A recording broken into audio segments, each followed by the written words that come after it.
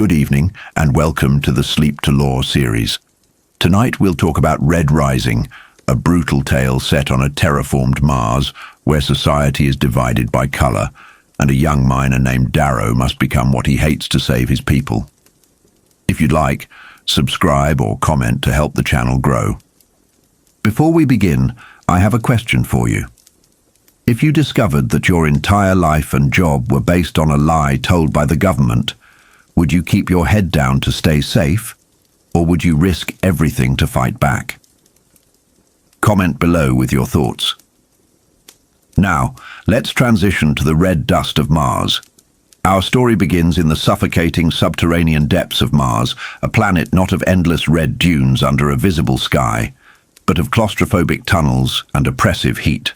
We are introduced to a world defined by a rigid, color-coded hierarchy, a caste system so absolute that it dictates every aspect of a human being's existence. At the bottom of this crushing pyramid are the Reds.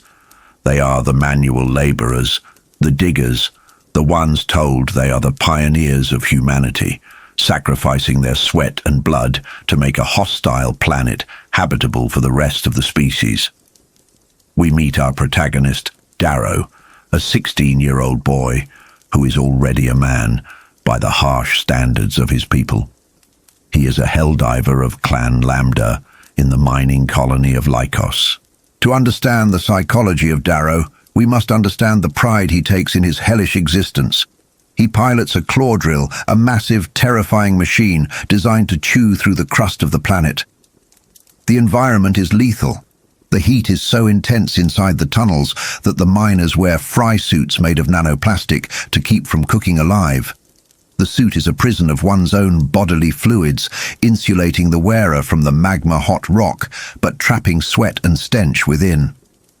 It is a sensory nightmare, yet Darrow navigates it with an arrogance born of supreme skill.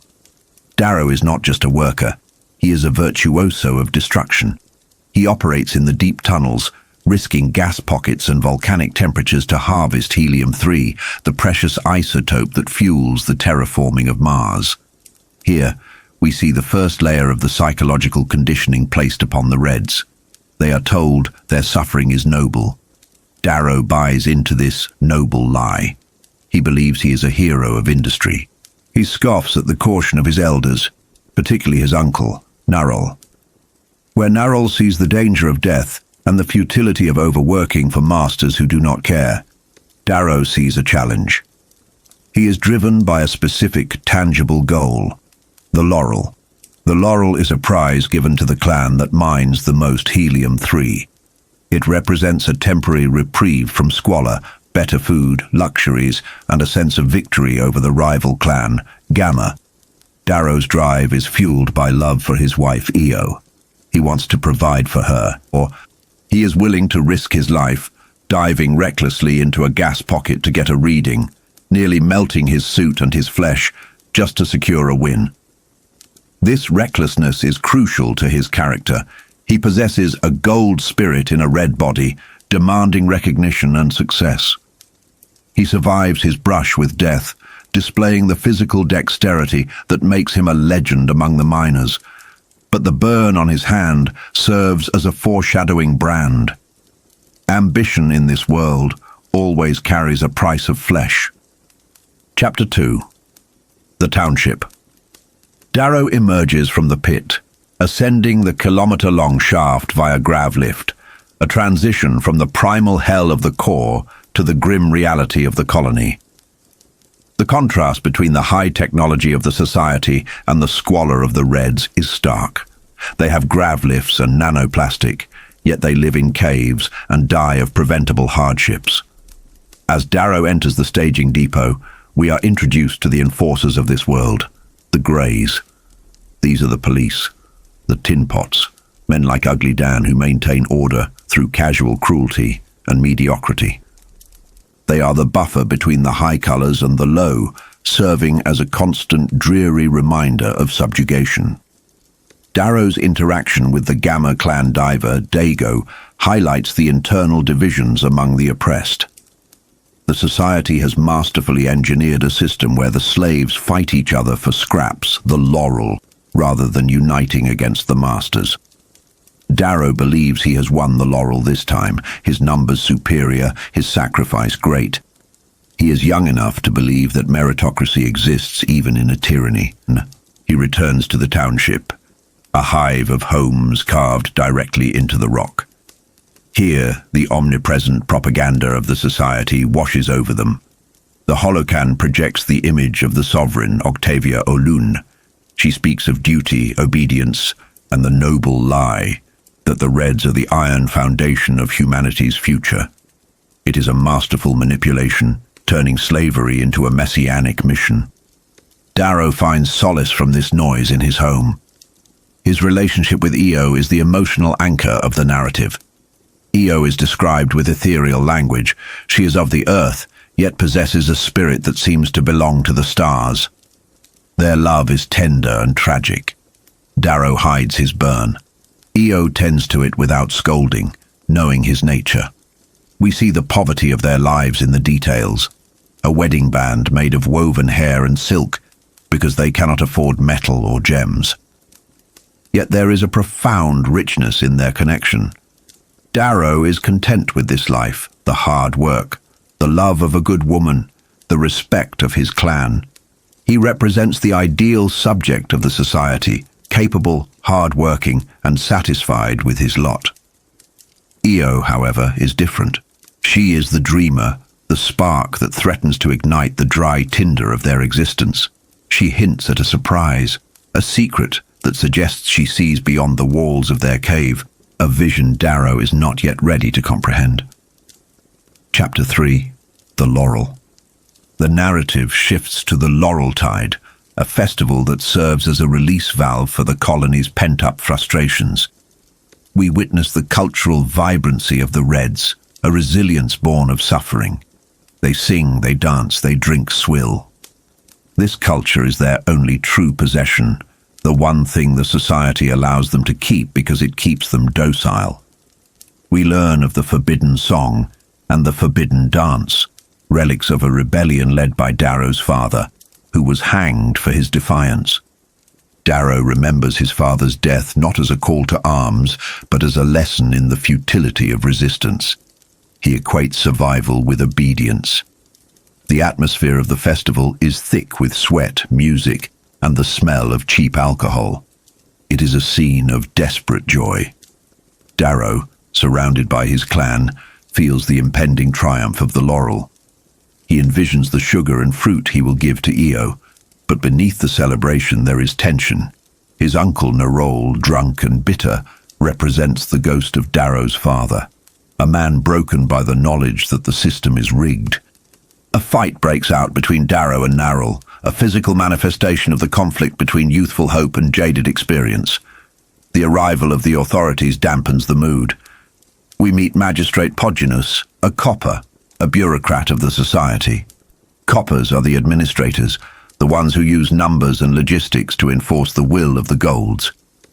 He arrives with the Greys to announce the winner of the laurel. The scene is set for triumph, but the reality of the society crashes down upon Darrow. Despite his superior production, despite the math, despite the near-fatal risks he took, the laurel is awarded to Gamma. Again. Chapter 4. The Gift. The loss of the laurel is a psychological shattering for Darrow. It is not just about the lost food or luxuries. It is the revelation that his agency is an illusion. The game is rigged. The meritocracy he believed in is a lie designed to keep Lambda working harder while ensuring they never rise. The injustice breeds a hot, impotent rage in the clan, but Darrow, ever the stoic, tries to repress it. Io, however, seizes this moment. She drags Darrow away from the defeat, leading him through the webbery, where the women harvest silk from genetically modified spiderworms, and into a forgotten ventilation shaft. This journey is symbolic, leaving the sanctioned industrial areas and crawling through the narrow, dark unknown to find the truth. They emerge into a place that defies Darrow's entire understanding of reality. They find a garden, a forest within a biodome. For a boy who has only ever known rock, metal and darkness, the sensory overload is immense. He smells grass for the first time, he sees trees, he feels the wind, but the most earth-shattering revelation is the sky. Through the dome, he sees the stars, he sees the surface of Mars. This is the turning point of the law. The society tells the Reds that the surface is a radioactive wasteland, that the terraforming is incomplete, which is why they must slave in the mines. But here, Darrow sees a habitable world. He sees a land already conquered and tamed. The lie is exposed. They are not pioneers building a future. They are slaves maintaining a paradise they are forbidden to enter. In this garden, under the light of the Andromeda galaxy, they make love.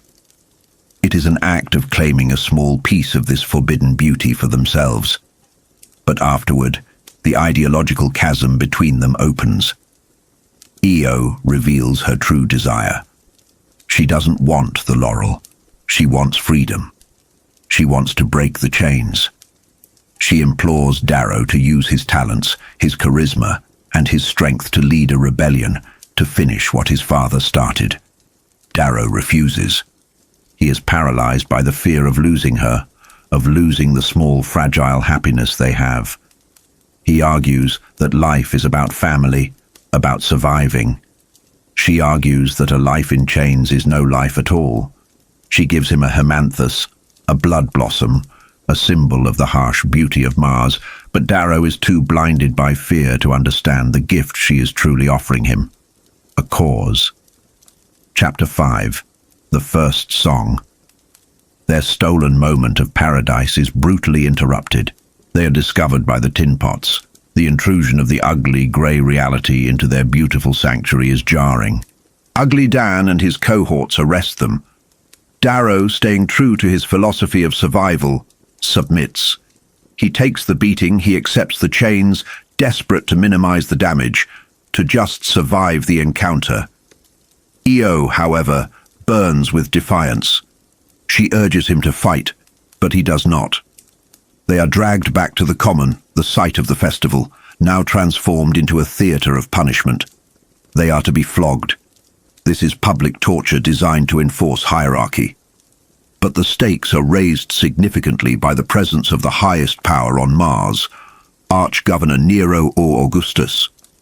The description of Augustus is vital to the lore. He is a gold, a peerless scarred. To Darrow, he looks like a god. He is physically perfect, towering over the Reds, radiating an aura of terrifying power and indifference. He is accompanied by obsidians, monstrous, genetically bred warriors, and a retinue of sycophants. The Arch-Governor's presence turns a local punishment into a statement of planetary governance. He is there to remind the colonies that they are owned. Darrow takes his lashes, 48 of them. He endures the agony, hoping his submission will save Io. But when it is Io's turn, the dynamic shifts. She is whipped, her back flayed, but instead of screaming for mercy, she begins to sing. She sings the forbidden song of the Persephone, the song of the Reaper, the anthem of the rebellion.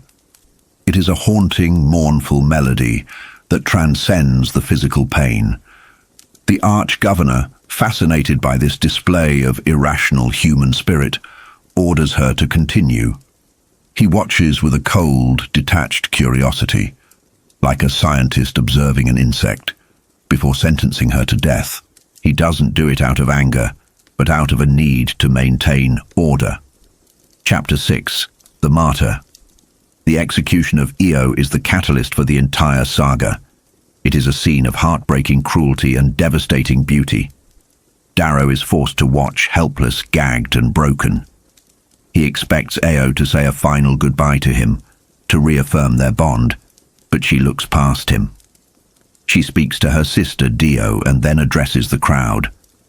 Her final words are not of love for her husband, but a command to her people: break the chains. She dies not as Darrow's wife, but as a martyr for her people. She chooses a political death over a personal life. The horror of the execution is compounded by the physics of Mars. Because the gravity is low, the drop does not snap her neck instantly. Darrow, the husband, is forced to perform the final mercy-killing duty of the loved ones. He must pull her feet to break her neck. He must physically kill the thing he loves most to save her from suffering. The trauma of this moment destroys Darrow. The fading dirge begins, the Reds beating their chests in a rhythm that mimics a dying heart. But Darrow is numb. He has lost everything. The lie of the society has taken his father, his dignity, and now his wife. He retrieves her body, and in a final act of quiet rebellion, he buries her in the secret garden. Burial is forbidden. The society recycles all biomass. By burying her, he reclaims her body from the state. He returns the hemanthus flower to her, a token of the dream she died for. Broken by grief, Darrow decides he cannot live in a world without her. He rejects the call to adventure she tried to force upon him. He chooses suicide. He returns to the gallows, to the rope that took her. He is not trying to spark a revolution. He is trying to end his pain. He kisses his family goodbye, kisses the sister who bears the secret Io whispered, and steps into the void. He feels the rope snap tight, the darkness closing in. He believes this is the end. He dies a slave's death, joining his wife in the silence.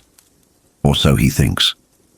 For in the shadows, his uncle Narol watches, and the hands that pull his feet this time may not be pulling to kill, but pulling to save him for a destiny he does not yet want. Darrow hangs, suspended between the life of a Helldiver and the legend of the Reaper, as the screen fades to black. Chapter 7. Lazarus. Death, contrary to the lullabies of his kin and the hopeful whispers of the dying, did not bring Darrow to the Green Vale. There was no scent of stew, no sheep grazing beside a stone road, and most devastatingly, there was no Io. Instead, there was only the crushing, claustrophobic weight of the earth. This is the terrifying reality of the Lazarus moment, the return from the other side, not with divine revelation, but with the visceral panic of a man buried alive. Darrow awakens to the pressure of soil against his chest, a sensation all too familiar to a Helldiver, yet wrong in this context. He is in a box, in a hole, suffocating. The transition from the spiritual expectation of the afterlife to the brutal biological demand for oxygen creates an immediate primal trauma. He claws his way out, birthing himself from the grave, gasping for air in a deserted tunnel. He finds himself in an abandoned mine shaft, lit by a single flare that casts long, dancing shadows against the rock. The realization that he is alive is a slow, creeping horror. His neck is raw where the rope bit into his skin. His back still burns from the lash. The physiological evidence contradicts the finality of the hanging. He deduces that his uncle Narol, the man he dismissed as a drunken fool, had not pulled his feet hard enough to snap his neck, but had instead drugged him into a death-like state. It is a recontextualization of his entire family dynamic. The weak uncle was an operative of hidden strength all along. Before he can fully process this resurrection, a machine arrives, a six-wheeled tumbler, a beast of metal and light that breaks the subterranean darkness.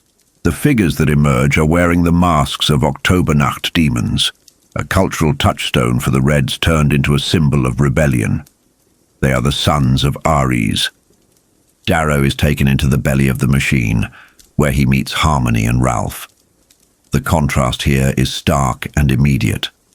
Ralph is timid, a vibrating bundle of nerves, while Harmony is a creature of cold, terrifying composure. When she removes her mask, Darrow sees the duality that will come to define his new life. One side of her face is beautiful, milk-pale and delicate. The other is a ruin of scar tissue, a map of agony. This is a physical manifestation of the rebellion itself, high ideals marred by brutal violence. Harmony tells him he was saved for a purpose, for Ares. But Darrow, hollowed out by grief, feels only the absence of his wife. He is a shell, a weapon without a wielder, still clutching his wedding band. He has survived the gallows, but his soul seems to have remained in the grave with Io. Chapter 8. Dancer. The tumbler delivers them to a hidden enclave, a cul-de-sac of warehouses that serves as a cell for the sons of Ares. Here, Darrow meets Dancer, a man of battered charisma. Dancer is physically ruined, nerve damage in his left arm, a limp in his step, scars from pit vipers decorating his neck. Yet he commands the room with a fatherly, almost religious gravity. The interaction between Darrow and the sons is volatile. Darrow is not grateful, he is furious. He attacks Harmony, his rage stemming from the agonizing question, if they could save him, why couldn't they save Io? This survivor's guilt is the engine that will drive him, but for now, it manifests as lashing out. Dancer de-escalates the situation not with force, but with a promise of justice, a concept alien to the minds where only order and obedience exist. Dancer reveals the depth of the conspiracy. Uncle Narrell was a long-time informant, proving that resistance has existed beneath the surface of Darrow's life for years, unseen. But before Darrow can be fully trusted, he must be tested. Dancer presents a bowl with 2 cards, a scythe and a lamb. It is a test of character disguised as a game of chance. If he picks the scythe, he loses. If he picks the lamb, he wins. Darrow, with the sharp intuition of a helldiver who navigates rock faults by feel, realizes the game is rigged. It is a test of compliance versus ingenuity. He deduces both cards likely depict the scythe. Instead of playing by the rules of a system designed to make him fail, he swallows 1 card and shows the remaining one, a scythe, forcing the conclusion that the one he ate must have been the lamb. It is a brilliant moment of lateral thinking. It proves he is not just a brute laborer, but a mind capable of breaking the paradigm. Dancer then uses a metaphor that encapsulates the psychological state of the Reds: the fleas in the jar. Fleas capable of jumping great heights will eventually learn to limit their jumps if a lid is placed over them. Even when the lid is removed, they will never jump higher than the invisible barrier they have internalized. The Reds are the fleas, and the society is the jar. Dancer intends to show Darrow the world outside the glass. Chapter 9. The Lie. They ascend. The journey upward in the lift is a physical and symbolic rising, leaving the cramped, sweltering tunnels for something Darrow cannot comprehend. When the doors open, he is blinded by a light that is not the harsh glare of a flare or a bulb, but the sun. He stands in a penthouse, looking through a wall of glass, and his reality shatters. The Mars he sees is not the barren red wasteland promised by the propagators of the society. It is a verdant paradise. He sees a city of spires, blue waters, and green gardens. He sees people flying in gravity boots, young golds laughing and drinking, living lives of decadent ease. The lie is so colossal it is nauseating. For generations, the Reds have been told they are the pioneers, the heroes sacrificing their lives to terraform a hostile planet for the future of humanity. But the terraforming was completed centuries ago. Dancer explains the history of the conquering. Humans expanded from Earth to Luna and then to the rest of the solar system. Over time, the capitalists and corporations of Luna revolted against the nations of Earth, instituting a rigid hierarchy based on color-coded efficiency. The Reds were enslaved not by chains, but by a mythology of necessity. They are not pioneers. They are maintenance workers for an empire that views them as equipment. The psychological impact on Darrow is catastrophic. His father's death, Io's execution, the starvation, the toil. It was all for nothing. It wasn't a necessary sacrifice for the survival of the species. It was distinct manufactured slavery to support the leisure of a genetically enhanced elite. The anger that replaces his grief is colder now, focused. He realizes that Io was right, even if she didn't know the full extent of the truth. The system is not broken. It is functioning exactly as designed, and that design is evil. Chapter 10. The Carver. To dismantle this empire, a bomb is not enough. Dancer explains that they need an infiltrator. Darrow must cease to be a red and become one of them. He must become a gold. They travel into the city of Yorkton, and Darrow experiences the sensory overload of the surface.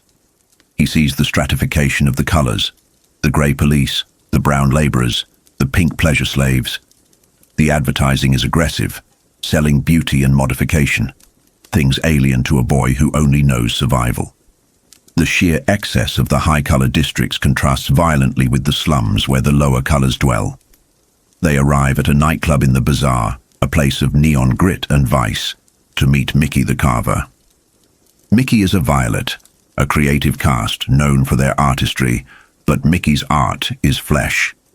He is a grotesque figure, having 11 fingers and eyes that shimmer with madness.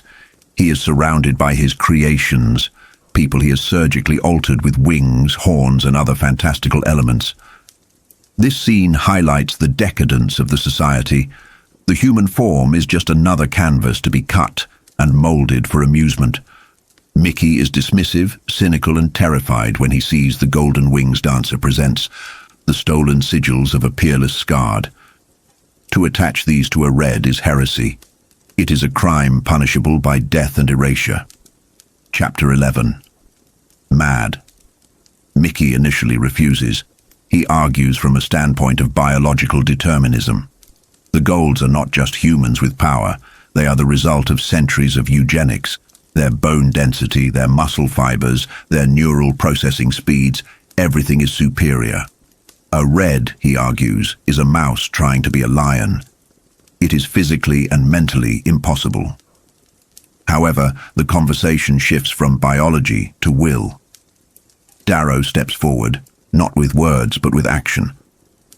He picks up a puzzle cube, a device that shifts frequencies and requires complex pattern recognition. Mickey struggles with it. Darrow solves it in seconds. He uses the dexterity of a Helldiver, hands trained to operate claw drills at dangerous angles in the dark, and applies it to the puzzle. This moment is pivotal. It challenges the society's core lie that reds are intellectually inferior. Darrow proves that his low skills translate to high intelligence. He unnerves Mickey. He isn't just a laborer, he is an anomaly, an evolutionary spike. Mickey, a creature who worships the strange and the unique, is seduced by the challenge. He agrees to the carving, not for the cause of liberty, but for the artistic hubris of creating a god out of clay. Chapter 12. The Carving. The transformation is a descent into hell. It is not a montage of improvement. It is a systematic dismantling and reconstruction of a human being. Mickey essentially kills the boy Darrow was to build the gold he must become. The procedures are barbaric. Darrow's old sigils are flayed from his hands. His skeleton is reinforced bone by bone to withstand the crushing gravity and the kinetic force a gold can exert. His skin is replaced with a synthetic, flawless graft that hides the scars of the mines. His eyes, the windows to his red soul, are swapped for golden orbs. Psychologically, this is the most harrowing part of his journey. He is tormented by the idea that he is becoming the very thing he hates. Every time he looks in the mirror, he sees the enemy staring back. He is losing his connection to his clan, to his history, and to Io.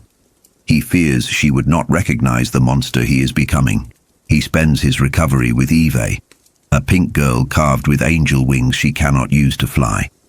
She represents the tragedy of the carving, beauty created for the pleasure of others, grounded and enslaved. Darrow, conversely, is being carved for war. The juxtaposition emphasizes the cruelty of the violet's art. Mickey pushes Darrow to the brink of death, flooding his system with growth hormones and subjecting him to high-gravity therapy.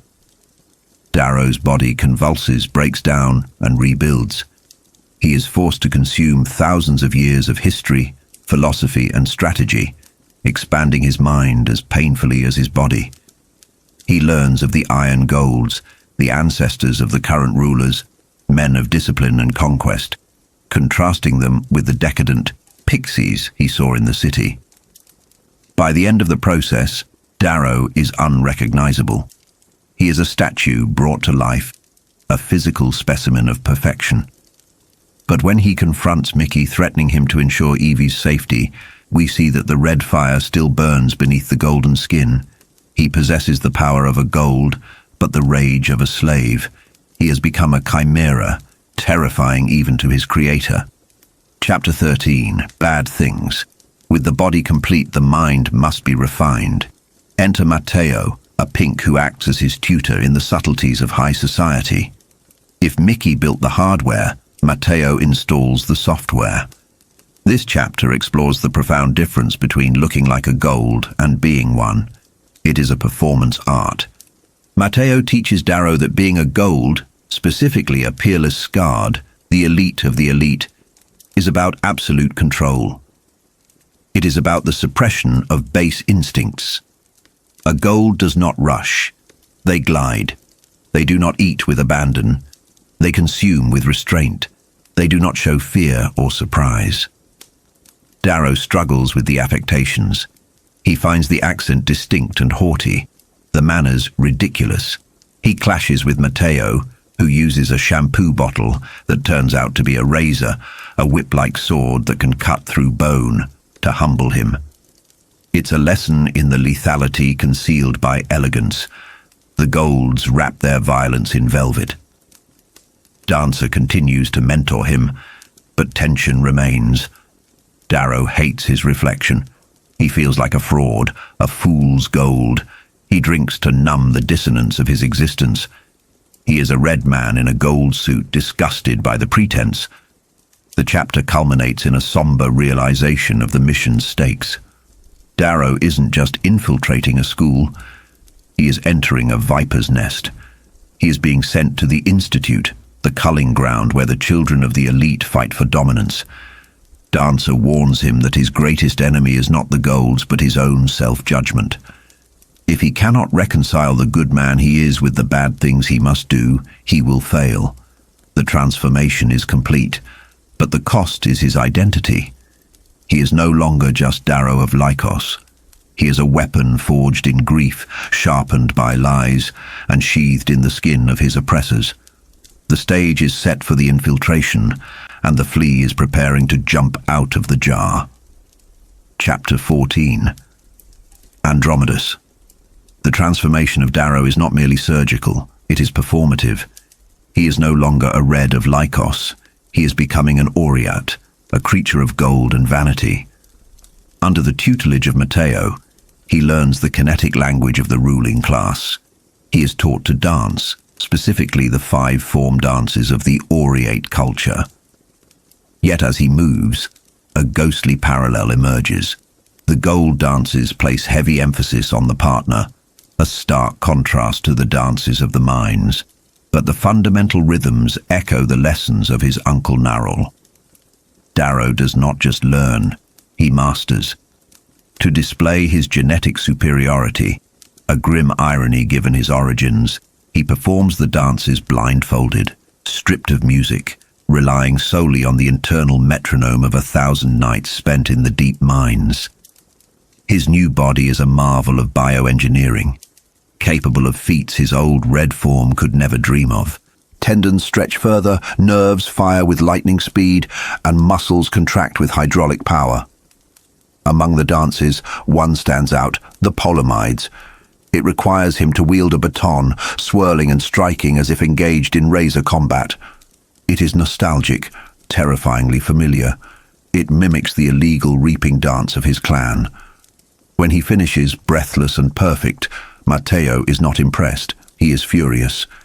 He senses a disconnect, a mockery in Darrow's performance. Matteo, a man who knows the cruelty of the society all too well, reminds Darrow of the stakes. This is no game. If Darrow is discovered, the Obsidians will drag him to the Whites for torture, they will peel the skin from his family, and they will crush the rebellion before it begins. The lecture serves as a harsh splash of cold reality. Darrow is not just an actor on a stage. He is a saboteur walking the knife's edge of extinction. Darrow later learns that Polomides means child of war. It is the martial primer for gold children, teaching them to kill with the grace of a summer breeze. Watching hollows of golds in battle, Darrow realizes the terrifying truth. They do not fight like the monstrous obsidians or the desperate reds. They fight like gods at play, beautiful and devastating. The realization keeps him awake, clutching the scarlet headband of his past life like a talisman against the encroaching gold. The masquerade continues as his identity is forged within the Board of Quality Control's databanks. He becomes Darrow or Andromedus. To finalize his cultural integration, Matteo takes him to the stables of Ishtar near Yorkton. Here, Darrow faces a beast entirely alien to a subterranean miner, a horse. The creatures are monstrous to him, with yellow teeth and stamping hooves, while he struggles with a pony, looking every bit the pixie, a term for a soft, decadent gold. He is mocked by a girl riding a black stallion. She calls him out, her hair trailing behind her like a golden comet. It is a brief encounter, but it cements his feeling of alienation. He is a sheep in wolf's clothing, stumbling through a world he intends to burn. Chapter 15. The testing. The preparation ends and the assessment begins. For 2 months, Darrow has trained his mind to think in paradigms and extrapolations, learning to see the lateral solutions that define gold intelligence. When he finally sits for the Institute's admittance test, the irony is palpable. The sons of Ares could forge his body and his history, but they could not fake his intellect. He sits in a bright room flanked by the very people he hates. Beside him, a nervous girl taps her stylus incessantly. In a display of his new sleight-of-hand capabilities, Darrow steals the stylus without her noticing, reducing her to tears and forcing her exit. It is a cruel act, but one that earns him a smile from the proctor observing the room. In this society, ruthlessness is a virtue. In the hallway, a girl with a razor-sharp demeanor whispers, "Cutter," as she passes him, a slur implying he is a cutthroat, a ruthless climber. This is Antonia. But Darrow is soon distracted by a figure who embodies the apex of gold perfection, Cassius. He is beautiful, arrogant, and undeniably charismatic. He grips Darrow's hand, attempting to establish dominance, but Darrow's grip is like a vice. This small physical victory sparks a strange, tense camaraderie. Cassius, unaware he is speaking to a red pioneer, assumes Darrow is simply a far pioneer hayseed from a lesser family. He invites Darrow to the pleasure cities of Aegea, to clubs and flesh carvers, showcasing the hedonistic lifestyle Darrow is fighting to dismantle. The physical testing follows, a battery of torture disguised as medical assessment. Darrow is stripped naked, subjected to vacuums, freezing temperatures, and amplified gravity. They measure his heart, his muscle density, his breaking point. It is brutal, yet Darrow finds it almost trivial compared to the suffering of the mines or the carving he endured at Mickey's hands. He passes every test with terrifying efficiency, his reflexes faster than the machines designed to measure them. In the aftermath, disoriented and physically drained, he stumbles into the locker room and accidentally intrudes upon a girl changing. It is the same girl from the stables, the one who mocked his riding. For a fleeting second, the social conditioning of the golds fails him. He blushes and flees, a reaction born of red modesty rather than gold indifference to nudity. It is a crack in his mask, a reminder that the boy from Lycos still lives beneath the skin. Chapter 16. The Institute. The results of the testing trigger an alarm. Darrow's scores are impossible, too high, too perfect. The Board of Quality Control descends upon his penthouse like vultures. They suspect cheating. Darrow, hooked to lie detectors and biometric scanners, navigates the interrogation with a mix of practiced deception and genuine indignant rage. He channels the arrogance of a gold insulted by his lessers. He passes. He didn't cheat. He simply missed one question on purpose. a fact that causes Dancer to laugh hysterically when the coast is clear. The red miner has outsmarted the genetic elite on their own turf. The time for departure arrives. It is a somber transition. The fabricated family life he has lived is dismantled. Dancer gives him a ring shaped like a chevron, an L for lambda, a hidden homage to his true home. Matteo, in a rare moment of emotional vulnerability, gives him a pendant with a Pegasus sigil. Inside, hidden within the mechanism, is a single petal of a hemanthus flower. It is a piece of his heart, a piece of Io, to carry into the belly of the beast. On the shuttle to the Institute, the stratification of Gold Society becomes clear. Darrow meets Julian, a boy of soft features and open kindness. Julian is Cassius's twin, though they look nothing alike. Julian is a romantic, a lover of poetry, completely ill-suited for the brutality of his caste. In stark contrast, they are joined by a small, khaki-colored, goblin-like boy named Severo. Severo is rude, vile, and fearless, immediately antagonizing the princely Julian.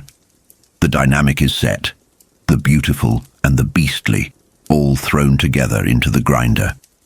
They arrive at the Valles Marineris, a massive scar on the face of Mars, illuminated by the sprawling city of Aegea. But the Institute lies beyond the pleasure districts, built into the canyon walls like a fortress of old. Here, beneath the gaze of the stars and the orbiting war fleets, Darrow faces his nemesis. Arch-Governor Nero Augustus addresses the students. His speech is a manifesto of tyranny.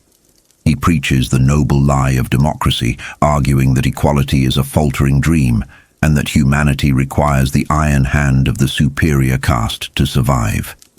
He speaks of the scarred, the peerless golds who earn their status through pain. The speech is physically painful for Darrow. Augustus mocks Io, calling her a dim girl whose martyrdom was pointless. Darrow stands amidst the 1,000 students, listening to the murderer of his wife justify her execution as a biological necessity. The rage threatens to consume him, but he swallows it. He is not here for martyrdom, he is here for extermination. Chapter 17. The Draft. The selection process is a psychological sorting hat. Darrow is interviewed by the proctors, the scarred veterans who oversee the 12 houses of the Institute. He rejects the offer to request a specific house, displaying an arrogance that intrigues them. He is subjected to an immersion test, a virtual reality scenario where he must retrieve a goblet. Darrow solves it not with heroism, but with brutal pragmatism, enslaving digital elves and killing a wizard to achieve his goal. It is a test of will, and he proves he has the capacity for tyranny. The interviews are a parade of gold archetypes, the regal, the beautiful, the odd. Then comes Fitchner, the proctor of House Mars. Fitchner is unkempt, rude, and eats gum with his mouth open. He punches Darrow in the face to test his reflexes. Darrow kicks him in the shin. It is an immediate, violent understanding between the two. The draft itself is a public spectacle. The students are displayed in a grid, their statistics hovering before them. Darrow's chart shows terrifying spikes in rage. The proctors, the gods of this arena, bid for the souls of the students. House Jupiter takes the physical titans, House Mercury takes the swift. When it comes to the 10th pick, Fitchner fights for Darrow. He is supported by Lorne Oarkos, the Rage Knight, a living legend of martial prowess. Darrow is selected for House Mars. He is a high draft, a marked man, chosen for a house defined by fire, aggression, and volatility. Chapter 18.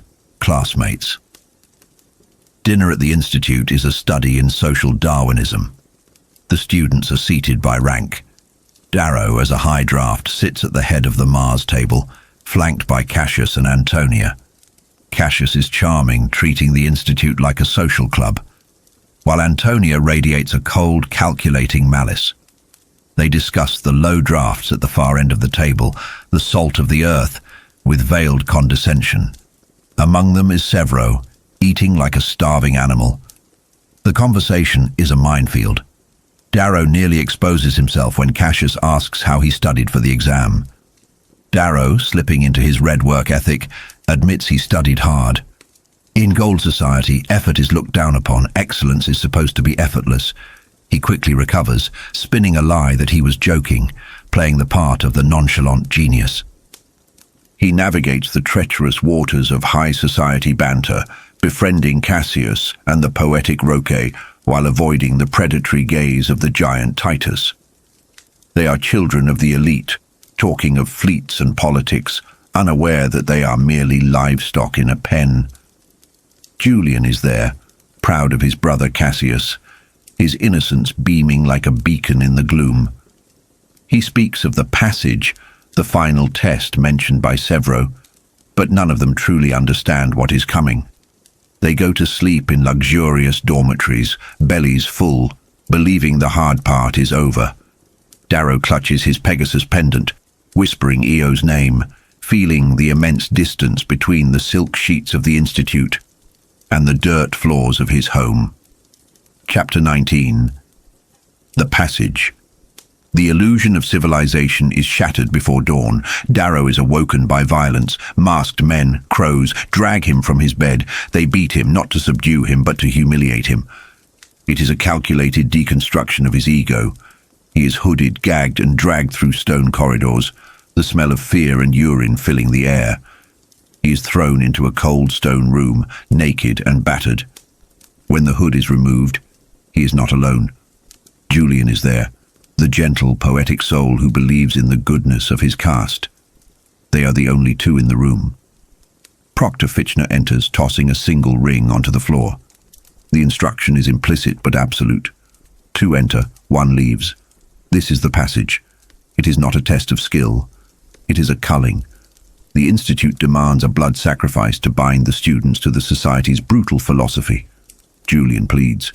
He begs Darrow to let him have the ring, invoking his family's honor, his fear of shaming his father. He cannot go home a failure. Darrow knows the truth. There is no going home. For Darrow to live, for the rebellion to succeed, for Eo's dream to manifest, this innocent boy must die. It is a horrific calculus. Darrow, the man who wants to break the chains, must now forge them around his own soul.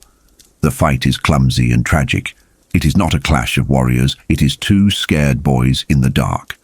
Julian fights with the silent art, a soft martial style, but Darrow fights with the desperation of a Helldiver. The red rage takes over. Darrow's hands, strengthened by years of drilling rock, shatter Julian's nose, then his sternum. It is visceral and ugly. There is no glory here, only the wet crunch of bone and the weeping of the victor.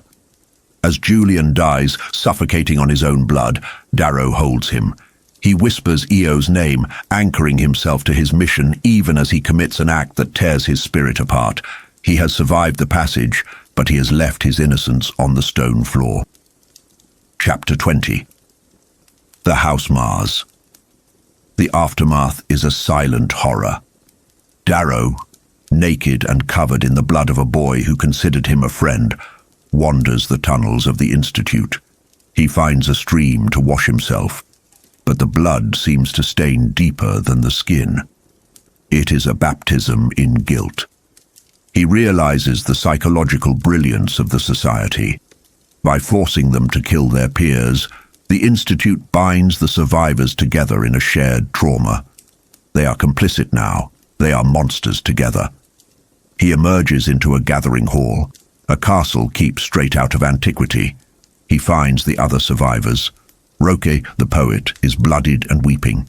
Antonia is calm, her feet leaving bloody prints, her soul seemingly untouched by the murder she committed. And then there is Cassius. The Golden Prince is waiting, nursing a dislocated hand. He greets Darrow with a smile, unaware that Darrow is the architect of his brother's death. This secret becomes a ticking bomb in the heart of House Mars.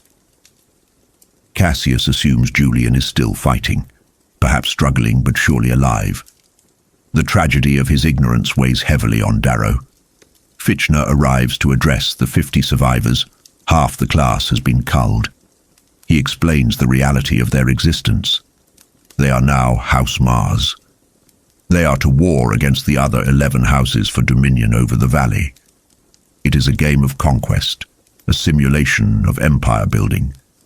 He mocks their trauma, telling them that the lower colors, the reds, the obsidians, are harder than they are.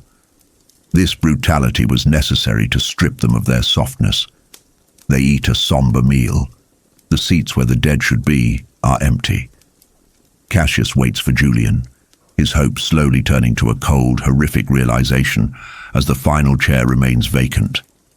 He tries to start a game, asking everyone who they killed, trying to normalize the horror, but silence reigns.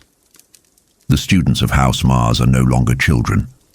They are wolves, trapped in a valley, ready to tear each other apart for the amusement of their elders. Darrow looks at the ring on his finger, the prize won by murder, and prepares for the war to come. He has entered the Institute as a spy, but to survive, he must become a conqueror. Chapter 21. Our Dominion. The orientation of the Institute begins not with a lesson in philosophy, but with a jarring awakening in the pre-dawn gloom. Fitchner, the proctor of House Mars, rouses his charges from the tiered bunks of their keep, driving them out into the biting morning air.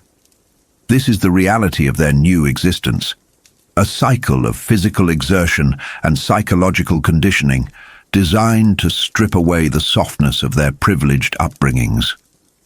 The students of House Mars, 50 boys and 50 girls, are forced to run.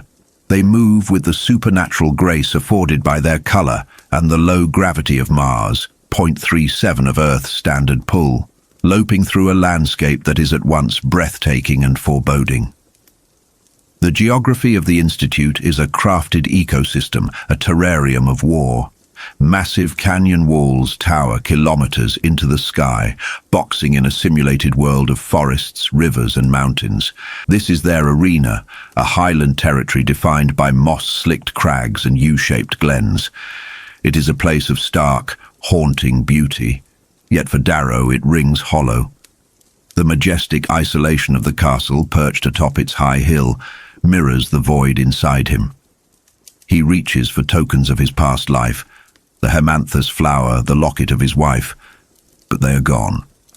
He is stripped bare, an empty vessel in a paradise built for wolves. As they run, the environment reveals itself. The fauna here has been genetically tinkered with by the carvers. Deerling are faster, thinner, evolved for the lower gravity. To the Golds, these creatures are merely scenery or sport. To Darrow, whose mind was forged in the starvation of the mines, they are calories. They are survival. The disparity in perspective is immediate. While his peers see a game, Darrow sees the mechanics of life and death. He feels isolated, a sheep in wolf's clothing, surrounded by killers who would tear him apart if they knew the red beneath his skin. The physical superiority of the Gold caste is on full display as they traverse the terrain, but cracks in their perfection appear. Leah, a girl with a limp, falters, and the pack mentality of the house is tested. Fitchner does not help. He merely nudges her, forcing the students to bear her burden. It is a subtle test of unity, one that reveals the budding hierarchies. Titus, a giant of a boy, offers only disdain, while Cassius and Darrow shoulder the weight. This act of cooperation sparks the beginning of a bond between the Reaper and the Morning Knight, a friendship forged in sweat and shared effort. They reach a summit, looking out over the theater of war. The map of the Institute is vast, a sprawling chessboard containing 12 castles for the 12 Olympians. Fitchner points out the boundaries, the river fortress of Ceres to the south, the mountainous stronghold of Apollo, and the floating citadel of Olympus hovering above them all, where the proctors drink wine and watch their children bleed. The revelation of their tactical situation is grim. House Mars is exposed. Their castle commands the high ground, but the valley leading to their gate is wide and indefensible, a flat passage for any invading army. Fitchner's laissez-faire attitude becomes immediately apparent. He is not there to coddle them. When Severo, the smallest and strangest of the group, points out their vulnerability, Fitchner mocks him, but offers no solutions. The lesson is cruel and clear. They are alone. The proctors are observers, not guardians. If House Mars is to survive, they must secure their own defenses. The first true test of their hunger comes in the form of a trap. A dropship descends in the lowlands, depositing a feast of hams, wines and cheeses between the borders of House Mars and House Ceres. It is a blatant lure. While the rest of Mars hesitates, governed by suspicion or sloth, Cassius and Darrow sprint. It is a race born of arrogance and appetite. They reach the bounty only to find that Darrow's instincts were correct. It is an ambush. Students from House Ceres rise from the grass. The ensuing skirmish highlights the difference between sport fighting and real violence. Cassius fights with the elegance of a duelist, his movements refined by years of academy training. Darrow, however, fights with the frantic, brutal efficiency of a miner. He faces a boy wielding a curved blade, a reaper's hook. The symbolism is potent. Darrow disarms the boy, taking the weapon that mimics the sling blade of his people. In his hands, the tool of labor becomes a terrifying engine of war. He spins it with a dexterity that unnerves even the Golds, a glimpse of the Helldiver's unnatural coordination. The arrival of the proctors breaks the tension, turning a life-or-death struggle into a surreal social hour. Proctor Ceres and Fitchner hover above, sipping wine and trading banter while their students bleed below. The juxtaposition is jarring, the absolute detachment of the ruling class, viewing the violence of the youth as mere entertainment. They discuss the draft like betting men discussing racehorses. It reinforces the idea that the students are merely pieces in a game played by the gods. When the cavalry of House Ceres charges, actual horses, a massive advantage, the boys of Mars are forced to flee. They escape by the skin of their teeth, but the encounter leaves a lingering question. Titus, in his frustration, wants to kill the enemy. Fitchner corrects him with a chilling lesson in statecraft. The Institute is not about slaughter, it is about domination.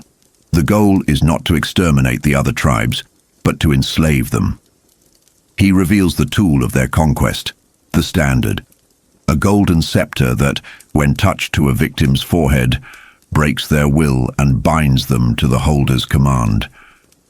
It is the ultimate manifestation of the society's philosophy. Power is not just killing your enemy, but owning them.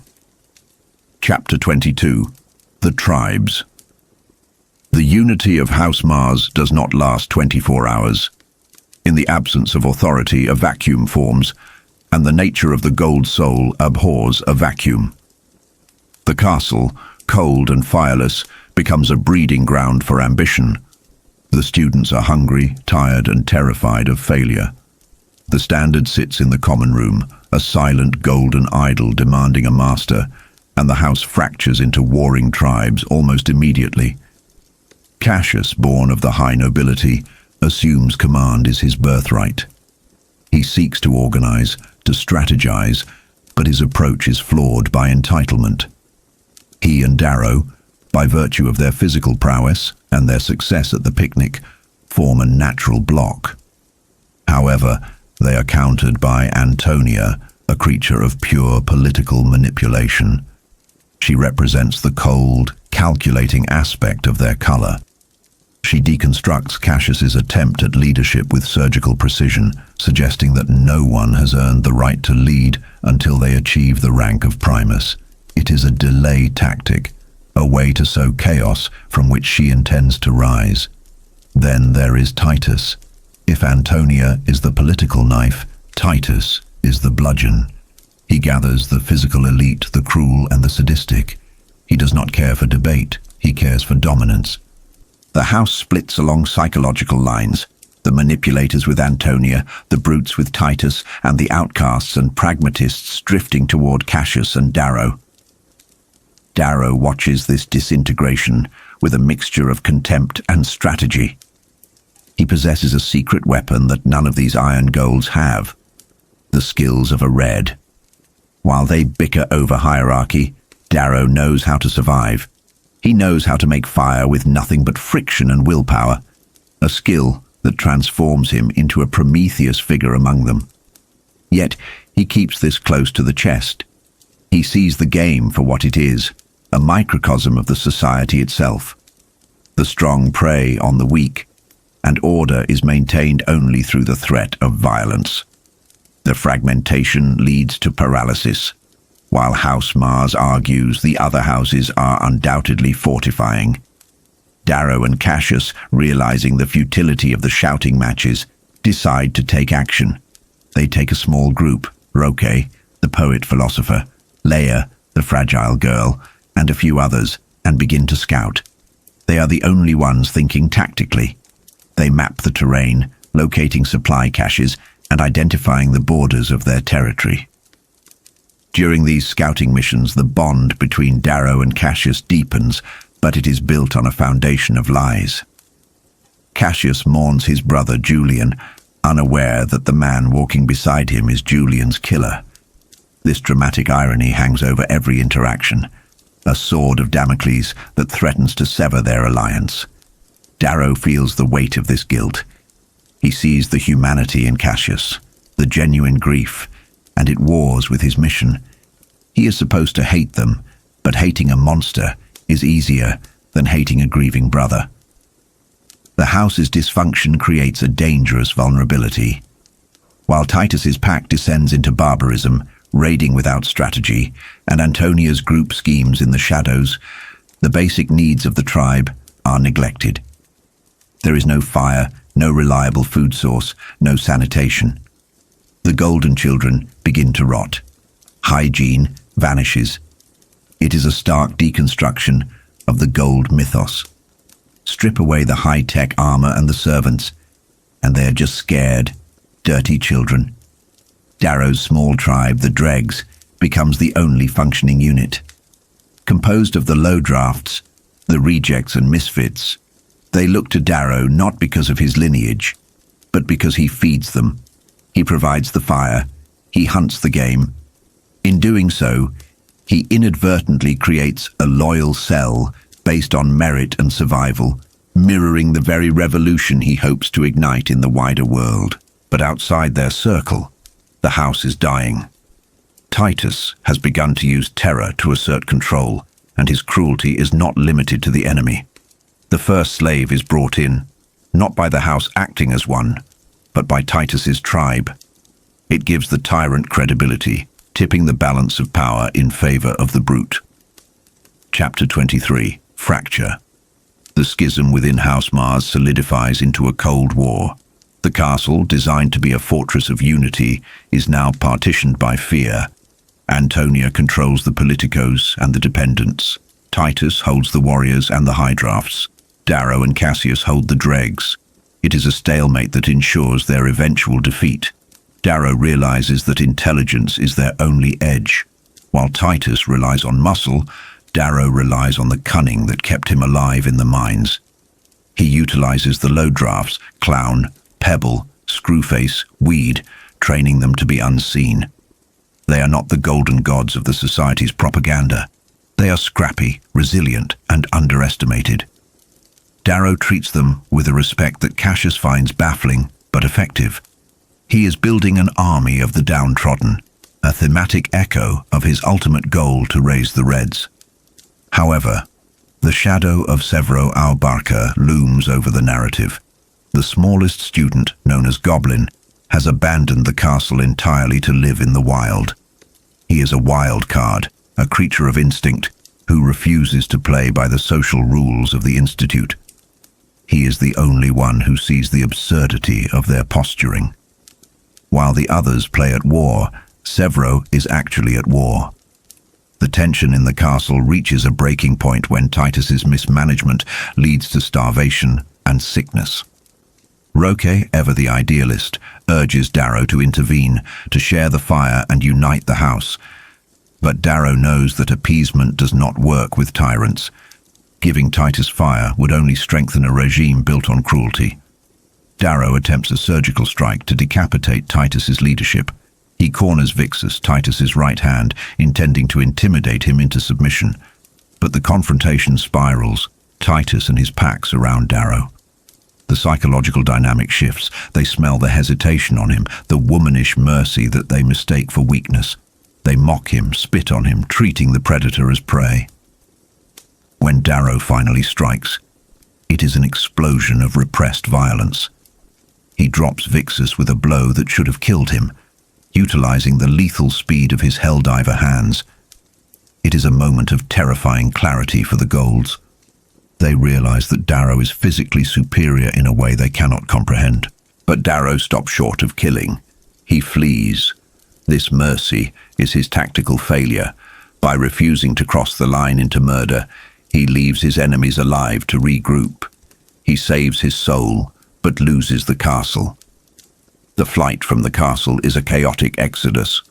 Darrow's tribe, the Dregs, along with Cassius and Quinn, abandon the stone fortress for the misty highlands. They retreat to a northern fort, a ruin exposed to the elements. It is a symbolic transition. They are leaving the structures of Gold society behind to live in the wilderness, forcing them to rely on each other and the raw skills of survival. The civil war of House Mars has officially begun. They are outcasts in their own dominion, hunted by their own kin. Chapter 24. Titus's War. Exiled to the north, Darrow's tribe watches helplessly as House Mars descends into madness under Titus's rule. Titus is not merely a bad leader, he is a monster unleashed. The game's lack of consequences strips away his mask, revealing a sadist who revels in dominance for its own sake. He does not seek to conquer House Ceres strategically, he seeks to hurt them. From their vantage point in the highlands, Darrow and Cassius witness the atrocities. Titus raids the Ceres crops, burning orchards and slaughtering livestock. It is a scorched earth policy that defies the logic of the game. He captures slaves not to expand his army, but to torture them. The defining moment of horror comes when Titus lassos a girl from the Ceres ramparts, dragging her to her death. It is a brutal, senseless act that violates the unspoken codes of their caste. This brutality forces a psychological crisis for Cassius. He is a creature of honor, raised on stories of knights and chivalry. Titus's actions are an affront to his worldview. He cannot reconcile the idea that a Gold, a peer, could be so base. This cognitive dissonance provides Darrow with a dark opportunity. He manipulates Cassius's grief, feeding the suspicion that Titus was the one who killed Julian in the passage. It is a necessary lie, a cold-blooded calculation to weaponize Cassius's rage. Darrow steers his friend's hatred toward Titus, turning the morning night into a guided missile. The siege of Ceres drags on, revealing the ineptitude of Titus's slave army. The slaves, bound by the sigil but not by loyalty, engage in malicious compliance. They do exactly what they are told and nothing more, sabotaging Titus through incompetence. It highlights a fundamental flaw in the society's philosophy. Forced labor lacks the spirit of innovation. A slave will dig a ditch, but they will not tell you if the walls are about to collapse. The proctor's inaction is deafening. They hover in the sky, drinking their wine, intervening only to save lives when the damage is catastrophic. They are the silent gods who allow suffering to test the mettle of their creation. This indifference hardens Darrow's resolve. He realizes that there is no justice coming from above. If he wants order, he must carve it out himself. Titus's war ultimately fails because it is built on rage, not strategy. He destroys the resources he needs to conquer. House Ceres turtles up, their walls impregnable to a rabble of undisciplined sadists. Titus turns inward, his frustration manifesting in darker, more personal violations against his own tribe. The smoke rising from the plains is not the signal of victory, but the funeral pyre of House Mars's chances. Chapter 25. Tribal War. 30 days into the Institute, the stalemate has rotted the soul of the house. Darrow and Cassius, living as ghosts in the Highlands, return to spy on their former home. The castle has become a dungeon.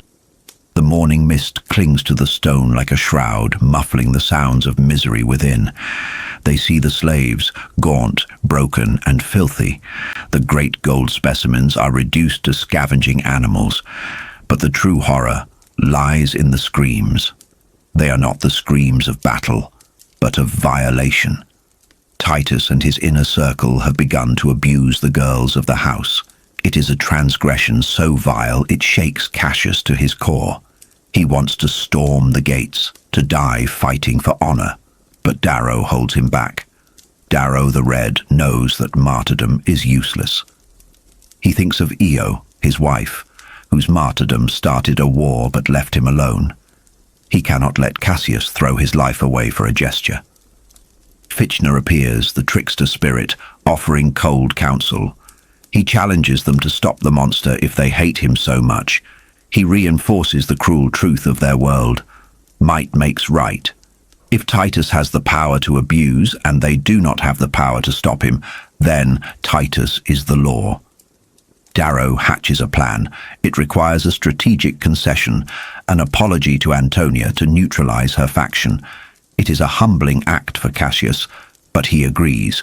However, the plan falls apart before it can begin. Titus captures Quinn.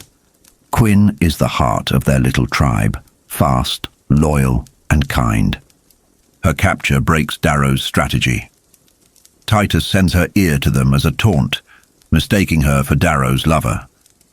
The brutality of the act snaps Cassius's restraint. He abandons the plan and goes to the castle alone to challenge Titus to a duel. It is a disaster. Cassius walks in expecting a duel of honor, expecting the traditions of their ancestors to hold weight. He is wrong. Titus and his pack swarm him. They do not fight him one-on-one. They beat him with shovels and fists. They humiliate him, urinating on him, stripping him of his dignity. The image of the golden sun, the imperator's boy, broken and smelling of piss, destroys the last illusions of the Institute. There is no honor here. There is only survival. Darrow and his tribe rescue Cassius with the help of Pollux, a defector. But the damage is done. Cassius is physically ruined, his face swollen, his ribs shattered. But psychically, he is transformed. The boy who raced horses and played at swords is gone. In his place is something harder, something colder. He has learned the lesson Darrow has known since birth. The world is not fair, and the rules are a lie told by the strong to keep the weak in line. Chapter 26. Mustang. The failure to retake the castle forces a radical shift in strategy. They cannot beat Titus with force. They are outnumbered and outgunned. They need leverage. They need an army that isn't theirs. Darrow looks to the map, to the unknown territories of the east. Darrow and Cassius, battered and limping, scout the eastern border. It is there, by a muddy loch, that they encounter the variable that changes everything.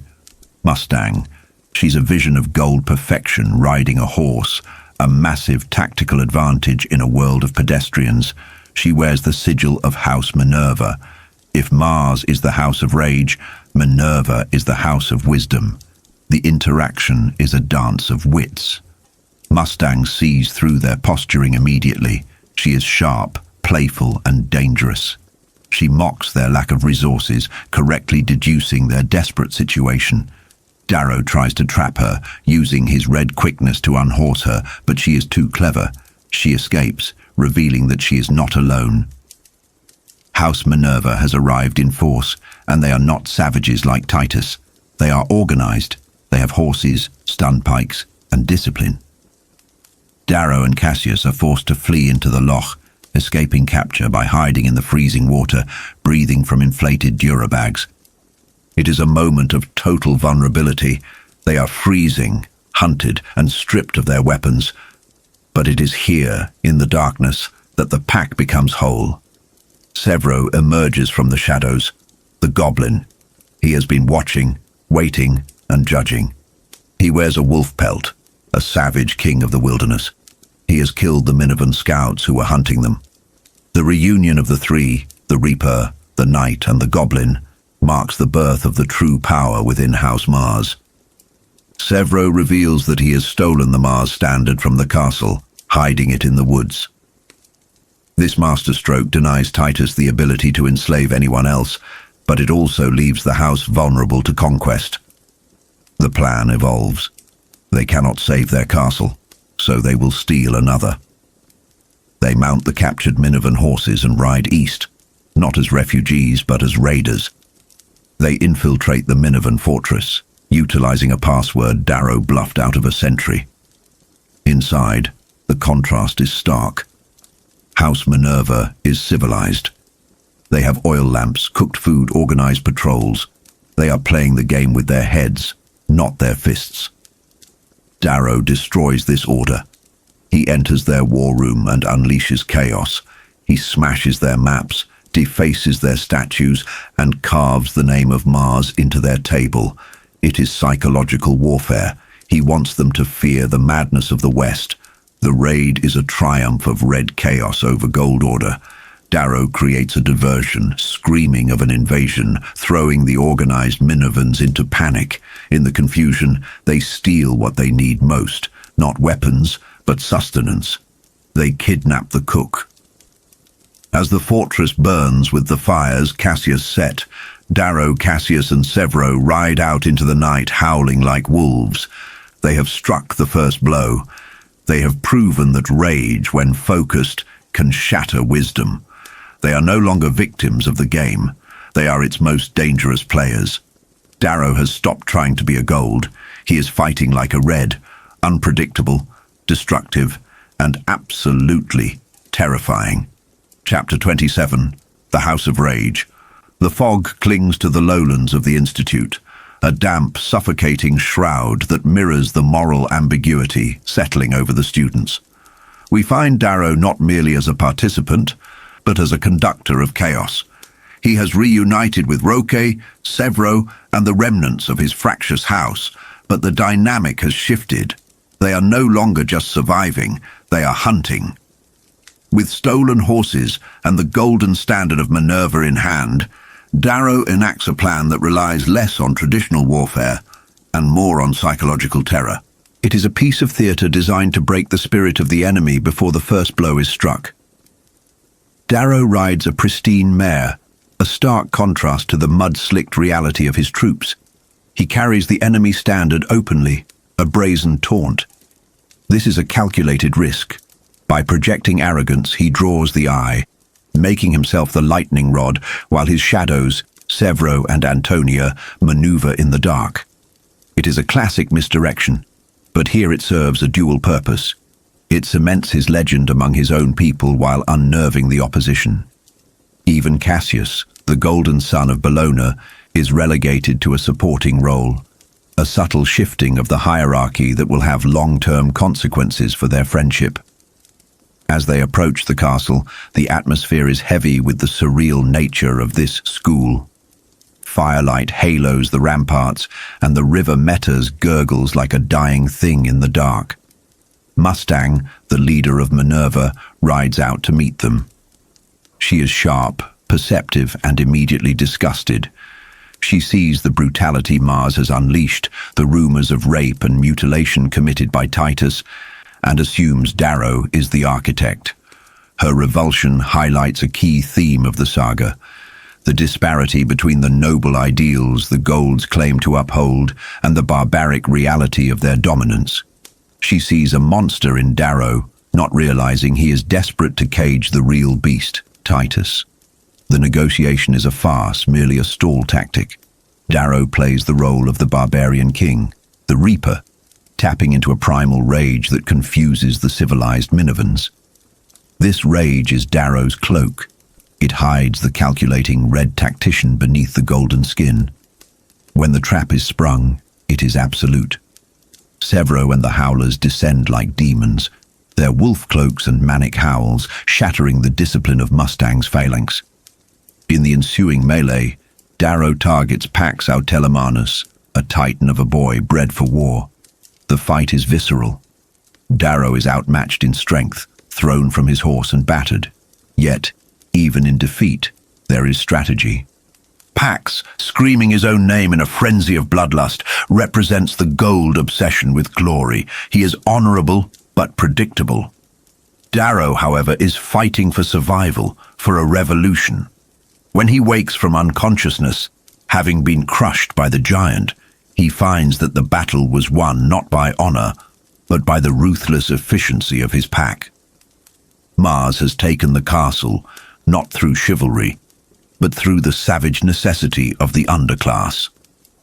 The aftermath of the battle reveals the fracture within House Mars.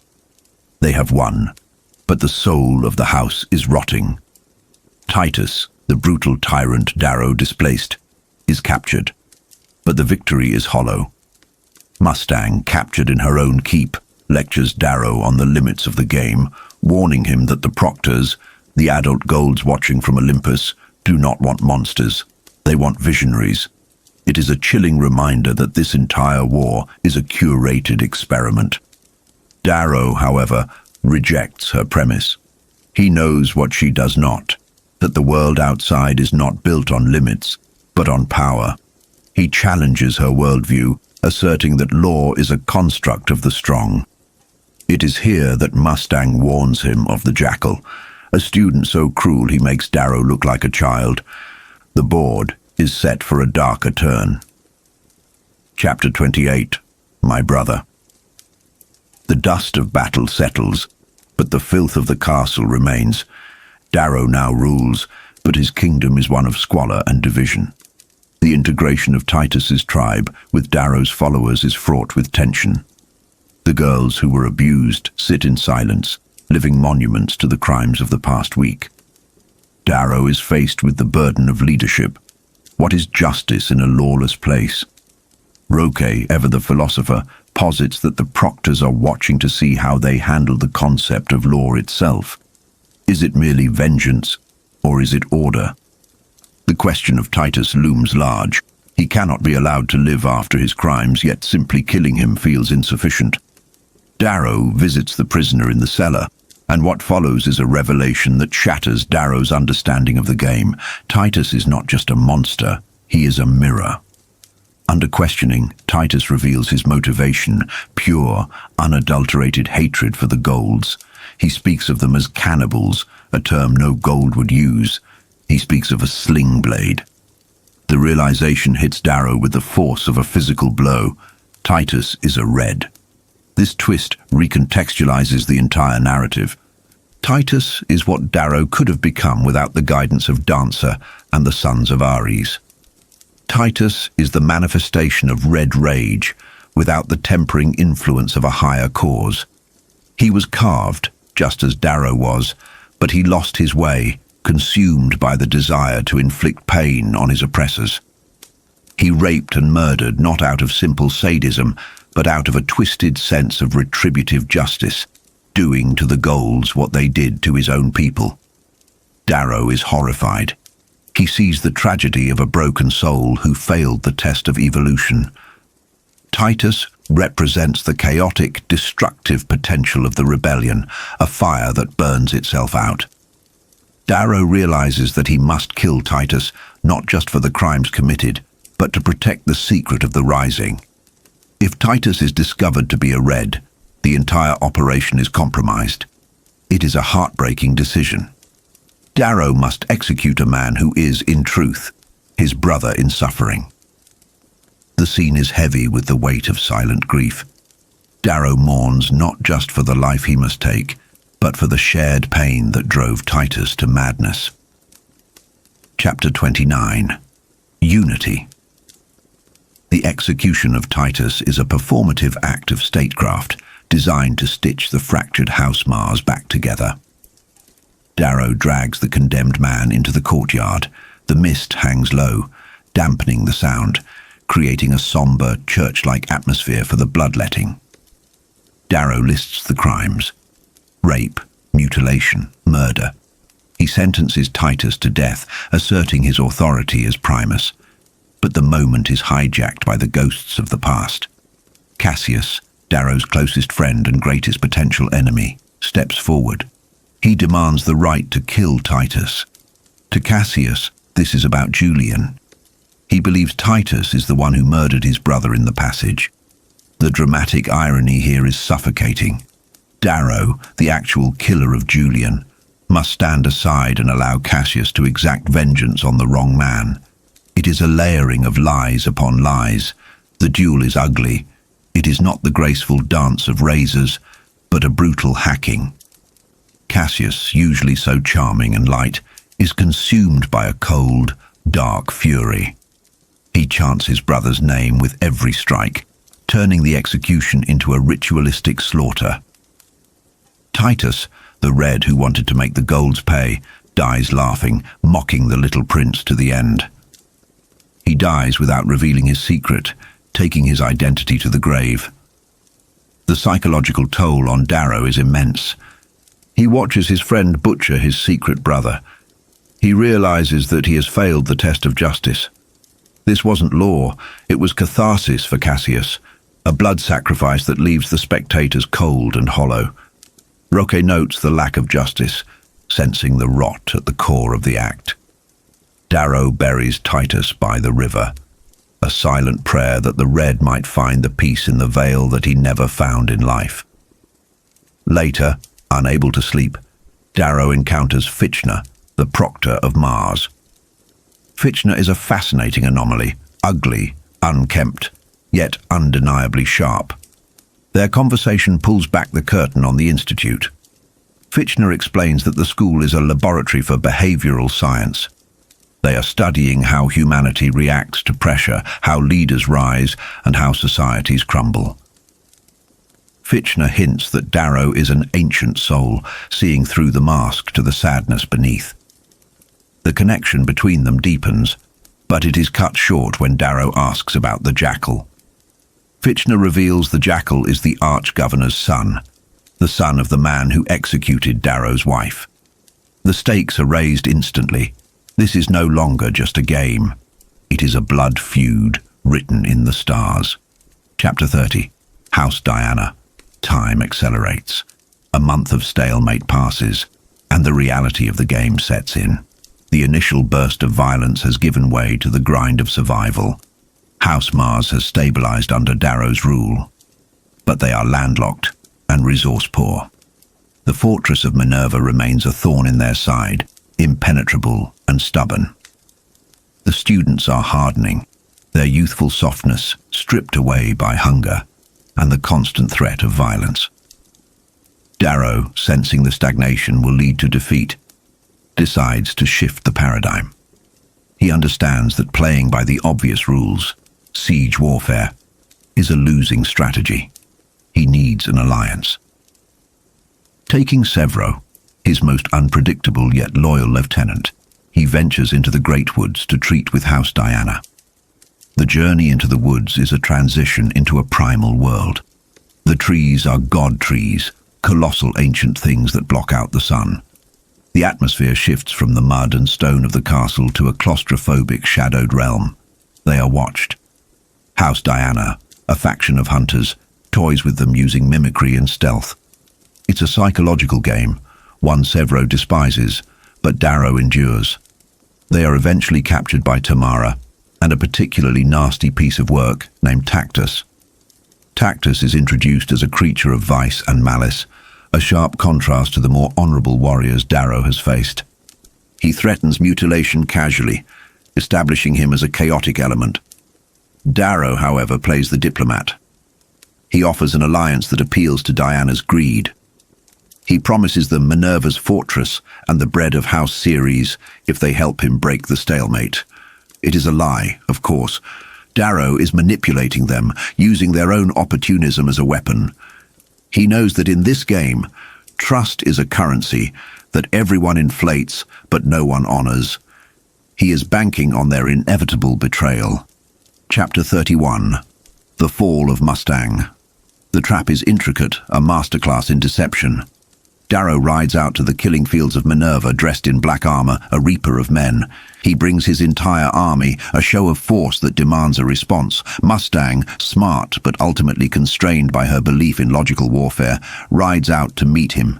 She expects a parley or a champion's duel. She gets the latter, but it is merely a distraction. Darrow faces Pax again. The duel is a brutal reprise of their first encounter, but this time, the Proctors descend from Olympus to watch. They float above on gravity-defying platforms, drinking wine and jeering like the gods of the Iliad. The commentary here is scathing. The Golds view the suffering of their children as sport, a dinner theatre of violence. It underscores the decadence and detachment of the ruling class. While Darrow fights for his life, taking a beating from the obsidian-like Pax, the real attack begins. Darrow has utilized the most grotesque strategy yet. Sevro and his howlers have hidden inside the bloated, rotting carcasses of dead horses that litter the battlefield.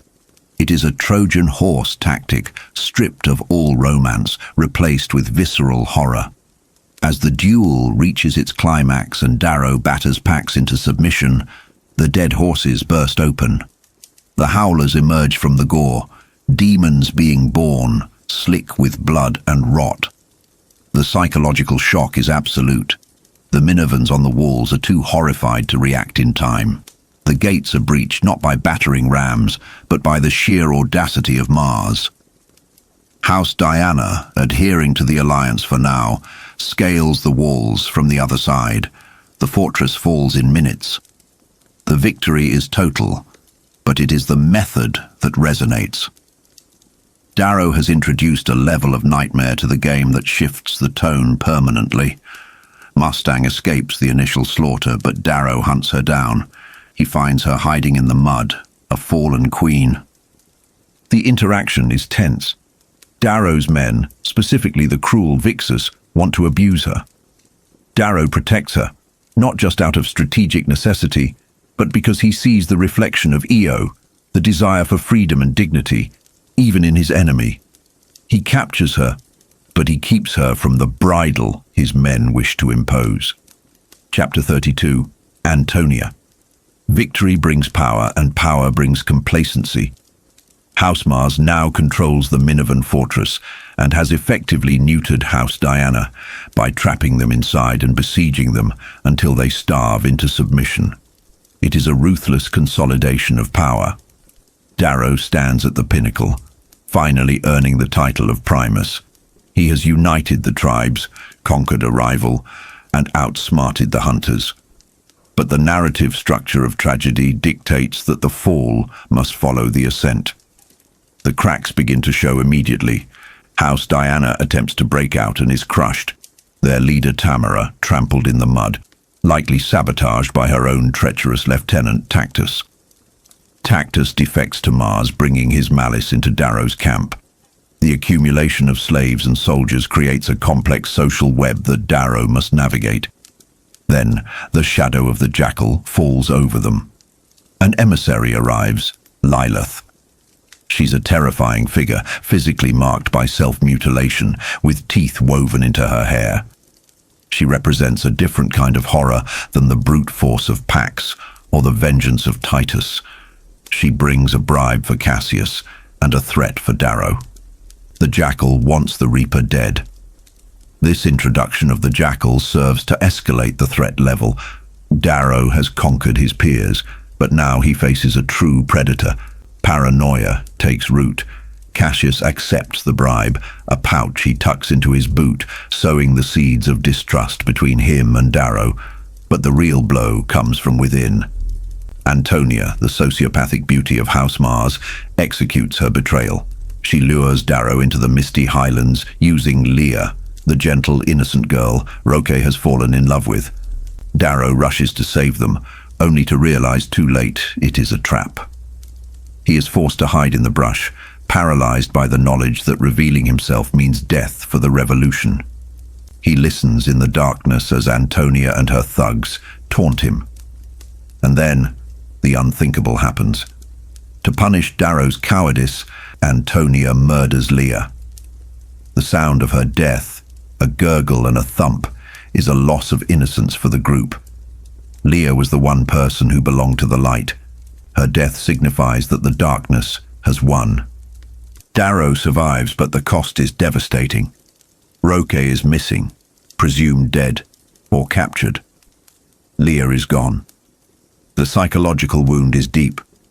When Darrow returns to the castle, the fracture between Cassius and Severo widens into a chasm. Severo, the pragmatic survivalist, wants to hunt the jackal immediately. Cassius, clinging to the fading ideals of golden honor, refuses to stoop to assassination. The chapter ends in the quiet of the war room, with Darrow haunted by the ghosts of his choices.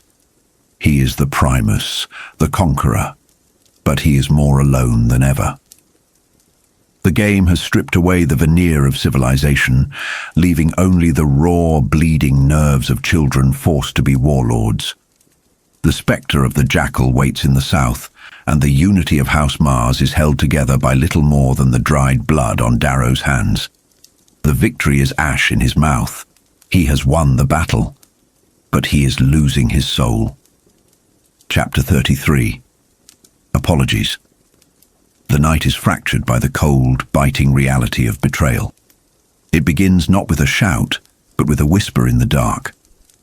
Cassius wakes Darrow, feigning urgency about a friend in need, but as they ride north under the indifferent gaze of twin moons, the atmospheric dread sets in. The environment itself seems to mourn what is coming. The mud sucks at the hooves of their horses, and the early winter snow dances like funereal ash. Darrow, wiping sleep from his eyes, notices the detail that seals his fate. Cassius carries both of their iron swords. In this moment, Darrow experiences the vertigo of the damned, that stomach-churning sensation of staring at the ground while falling from a great height. The realization is absolute. Cassius knows. The secret that has sat like a rot between them, the murder of Julian, Cassius's twin brother, has been exposed. This is a trap from which there is no escape, a convergence of fate that Darrow, for all his cunning, cannot dodge. Cassius breaks the silence, his voice heavy with the crushing weight of inevitable tragedy. He speaks of Julian not as a warrior, but as a victim of the society's cruel bureaucracy. He reveals a heartbreaking truth. He always knew Julian was meant to die. Julian was kind, empathetic, traits that the Golds view as defects, as low-color weaknesses. The Bologna family knew the Arch-Governor, their sworn enemy, orchestrated Julian's acceptance into the Institute specifically to have him culled. It was a bureaucratic execution using the passage as the weapon. But the twist of the knife is that Cassius now knows who held the blade. He has seen the evidence. A hollow sent by the jackal, capturing the moment Darrow killed Julian in the passage. This is the insidious genius of the jackal, using truth as a weapon to fracture alliances. Cassius feels the sting of betrayal more sharply because he had come to love Darrow as a brother. He feels foolish, realizing that his trust was placed in the very hand that severed his family ties. When Darrow tries to appeal to reason, to the greater threat of the jackal, Cassius is deafened by grief. To him there is no we, there is only the murderer and the brother of the victim. He demands Darrow dismount. They stand in the mud, isolated, with only the crows and the hidden proctors as witnesses. This is the tragedy of the Gold Society distilled to its essence. Honor demands blood, even if it destroys love. The duel is a foregone conclusion. Darrow is a Helldiver, strong and fast, a beast forged in the mines. But Cassius is a prince of the sword, trained in the mathematics of killing since birth. The fight is brutal and short. The blades clash over the freezing river, breath billowing in the cold air. Darrow has fluidity, but Cassius has mastery. With a calculated flick of his wrist, Cassius bypasses Darrow's defense and drives the iron blade through his stomach. Crucially, Cassius has left the iron charge off. A charged blade would cauterize the wound, perhaps saving Darrow's life while defeating him. But cold metal slides into the gut, leaving a weeping, catastrophic wound. This is not a mercy kill. It is a sentence of agony. As Darrow collapses, the reality of death strips away his bravado. He is reduced to a whimpering child, shivering in the mud, smelling the oil in Cassius's hair as his former friend whispers a final goodbye and abandons him to the cold. Left alone, Darrow's identity disintegrates. The pain is a black hole, consuming his thoughts of rebellion, of Io, of his father. He is no longer the Reaper. He is a dying boy, curling around his wound, begging for the end. The physical agony overrides all ideology. He sinks into the freezing mud, his blood, and with it, the hopes of the sons of Ares, leaking into the uncaring earth. Chapter 34. The Northwoods. There is a purgatory between life and death, and Darrow inhabits it. His existence contracts to a fever dream of agony and claustrophobia. In his delirium, he hallucinates Io. Her face, usually a beacon of red defiance, is transformed in his fevered mind. She appears with golden hair, an angel of death come to collect him. The psychological toll of his double life bleeds into his nightmares. He sees the mockery of his enemies, the hanging of his wife, and the futility of his mission. He hates them all, Cassius, the Jackal, Augustus, but most of all, he hates himself. He views his failure as the final betrayal of Io's memory. When consciousness finally solidifies, the angel at his side resolves into reality. It is not Io, but Mustang. The golden girl of House Minerva has saved him, nursing him in a cave hidden within the Northwoods. The realization brings a complex pang of guilt. He wants his wife. He wants the comfort of the past. But he is anchored to the living world by this stranger. As Darrow recovers, a dynamic shift occurs. Mustang is not a subordinate. She is a savior and an intellectual equal. She hums a melody that shatters Darrow's composure. The forbidden song of Persephone. The very song Io sang before her execution. Hearing it from the lips of a gold is a surreal, almost religious experience for Darrow. A sign that the ripples of Io's sacrifice have reached even the apex of society, though they misunderstand its meaning. Their time in the woods serves as a deconstruction of leadership. Mustang challenges Darrow's philosophy. She diagnoses his flaw with surgical precision. He leads through hierarchy and fear, a wolf that demands obedience. She proposes a different path, illustrating it with the metaphor of a hand where the fingers act autonomously, but in coordination with the thumb is far stronger than one where the brain micromanages every twitch. She argues for autonomy over slavery, a revolutionary concept in a fascism simulation. It's a pivotal moment where Darrow begins to learn that to defeat golds, he cannot simply outbrute them, he must out-evolve them. But the harsh winter spares no one. Mustang falls ill, her strength failing as the cold deepens. Darrow, driven by a primal need to protect the only person who tethers him to life, becomes the hunter. However, the predator becomes the prey when he returns to find oathbreakers, shamed students who have abandoned the game's rules, assaulting Mustang in their cave. The sight triggers a terrifying wolf-like rage in Darrow. He dispatches them with ruthless efficiency, shooting one in the kneecap and the other in the shoulder. He is ready to butcher them, to lose his humanity entirely. But Mustang's voice pulls him back from the abyss. Even in her sickness, she represents mercy. They leave the oathbreakers to the elements, a choice that balances survival with a sliver of grace. The isolation is broken by the arrival of Fitchner, the Proctor of Mars. He appears with casual absurdity, chewing gum and wearing thermal gear, contrasting sharply with the starving students. The conversation that follows changes the entire context of the Institute. Fitchner reveals the game is rigged. The Jackal is not just another student. He is the Arch-Governor's son, and the Proctors have been bribed and threatened to ensure his victory. This revelation validates Darrow's struggle. He isn't just fighting superior students, he is fighting a systemic corruption.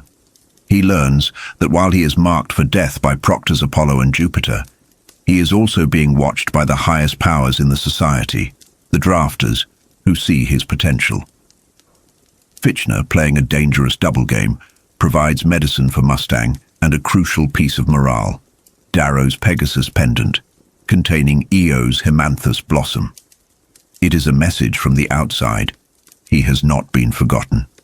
Darrow's resolve hardens. He decides he will not just survive, he will burn down the corrupt proctors' houses and break the game to get to the Jackal. Chapter 35. Oathbreakers. Armed with antibiotics and a new philosophy, Darrow begins to rebuild. He and a recovering Mustang move north, no longer hiding but hunting. Their target demographic is specific, the disenfranchised. They seek out oathbreakers, those who have rejected the slavery of the Institute. They capture a pair of stragglers, Melia and Dax. The interrogation sets the tone for Darrow's new army. When threatened with slavery, Melia is defiant, preferring pain to subjugation. This is exactly what Darrow needs. He offers them something radical: freedom. No sigils, no slavery, just a mutual pact of survival and warfare. Mustang, wielding the standard, removes their slave marks. This act transforms them. They aren't following Darrow because they have to. They follow because he offers dignity. This is the seed of the rising planted within the microcosm of the Institute.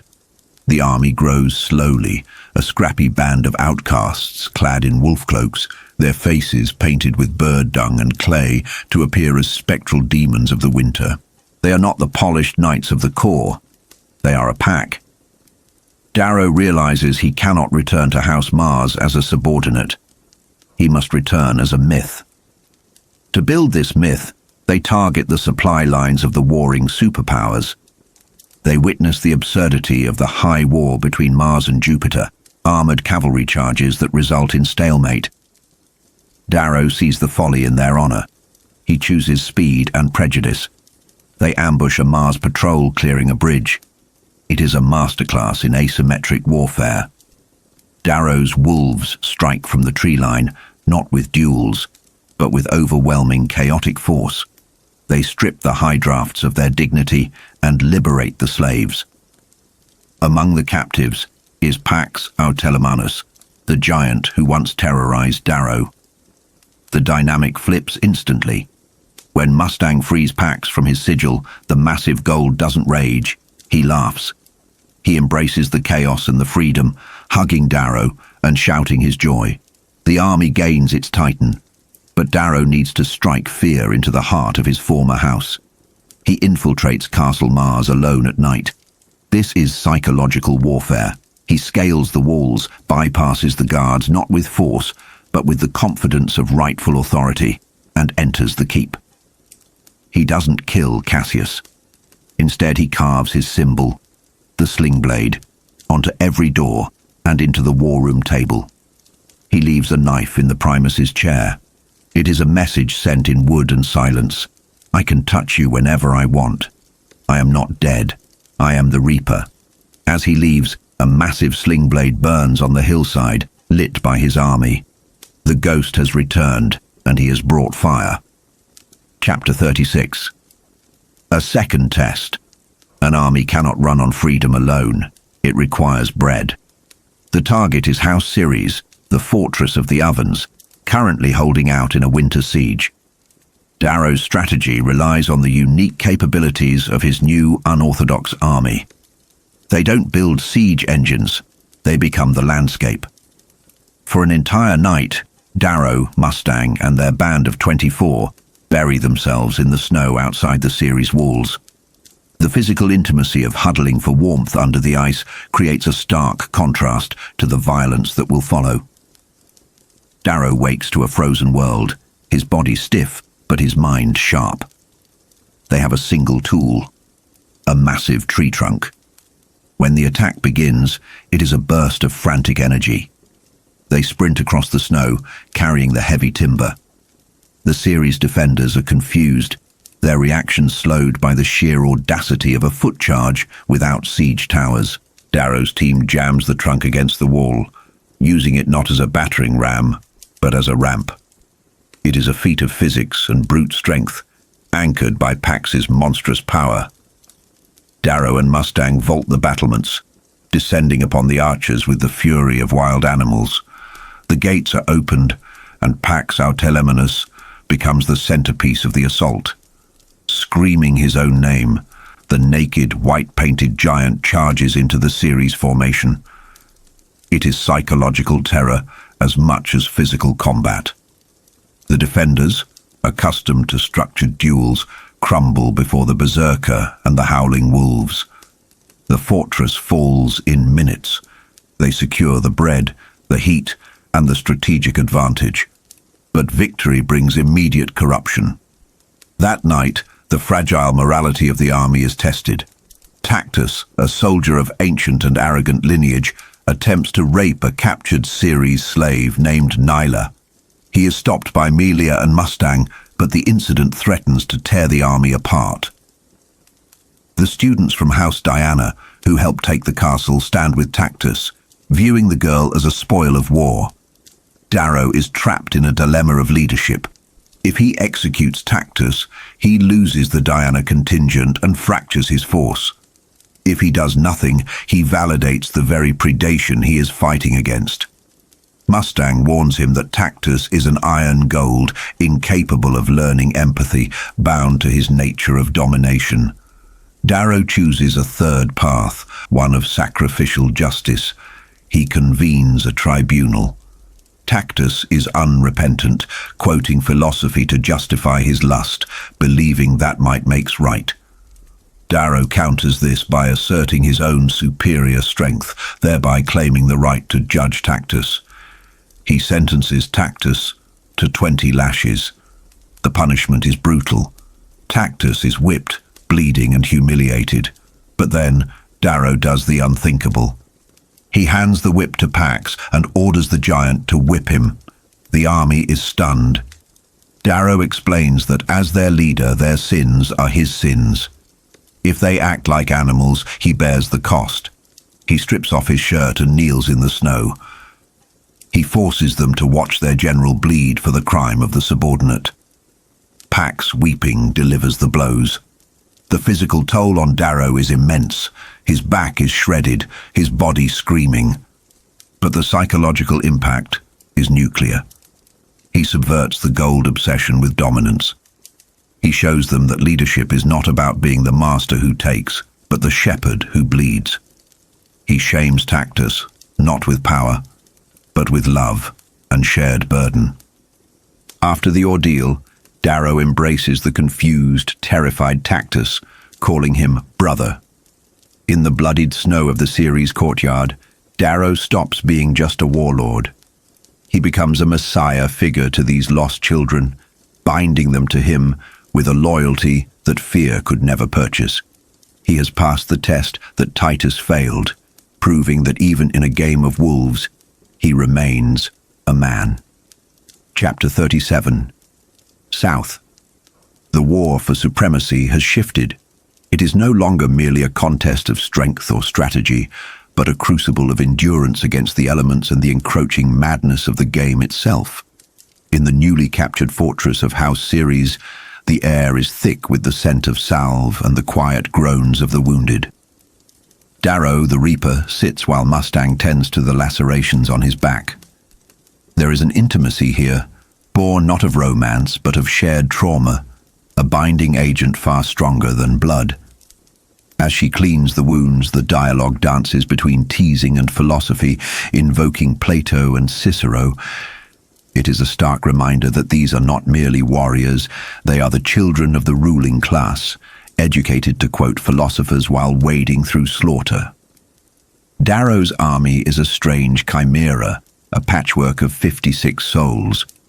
More than half are slaves, yet they follow him with a devotion that borders on religious fervor. Mustang, ever the sharp observer, notes the cult of personality forming around him. They build idols, they kneel. To a gold, this is dangerous. To Darrow, a red disguised in gold skin, it is a tool. He organizes this disparate band, handing out primitive communits found in the series' war room, granting them the one advantage that changes the tide of ancient warfare: instantaneous communication. They march south. The landscape is a brutal antagonist, the winter sun casting long, freezing shadows over the Valles Marineris. Darrow's strategy is one of calculated vulnerability. He knows that House Apollo, their target, is entrenched and arrogant. To defeat them, he must play the part of the broken boy. On the second day, they encounter the heavy cavalry of Apollo. The contrast is stark: Darrow's ragtag infantry against the polished, bronze-faced warband of the Apollo Primus Novas. Here, Darrow orchestrates a masterclass in deception. He orders his army to look pathetic.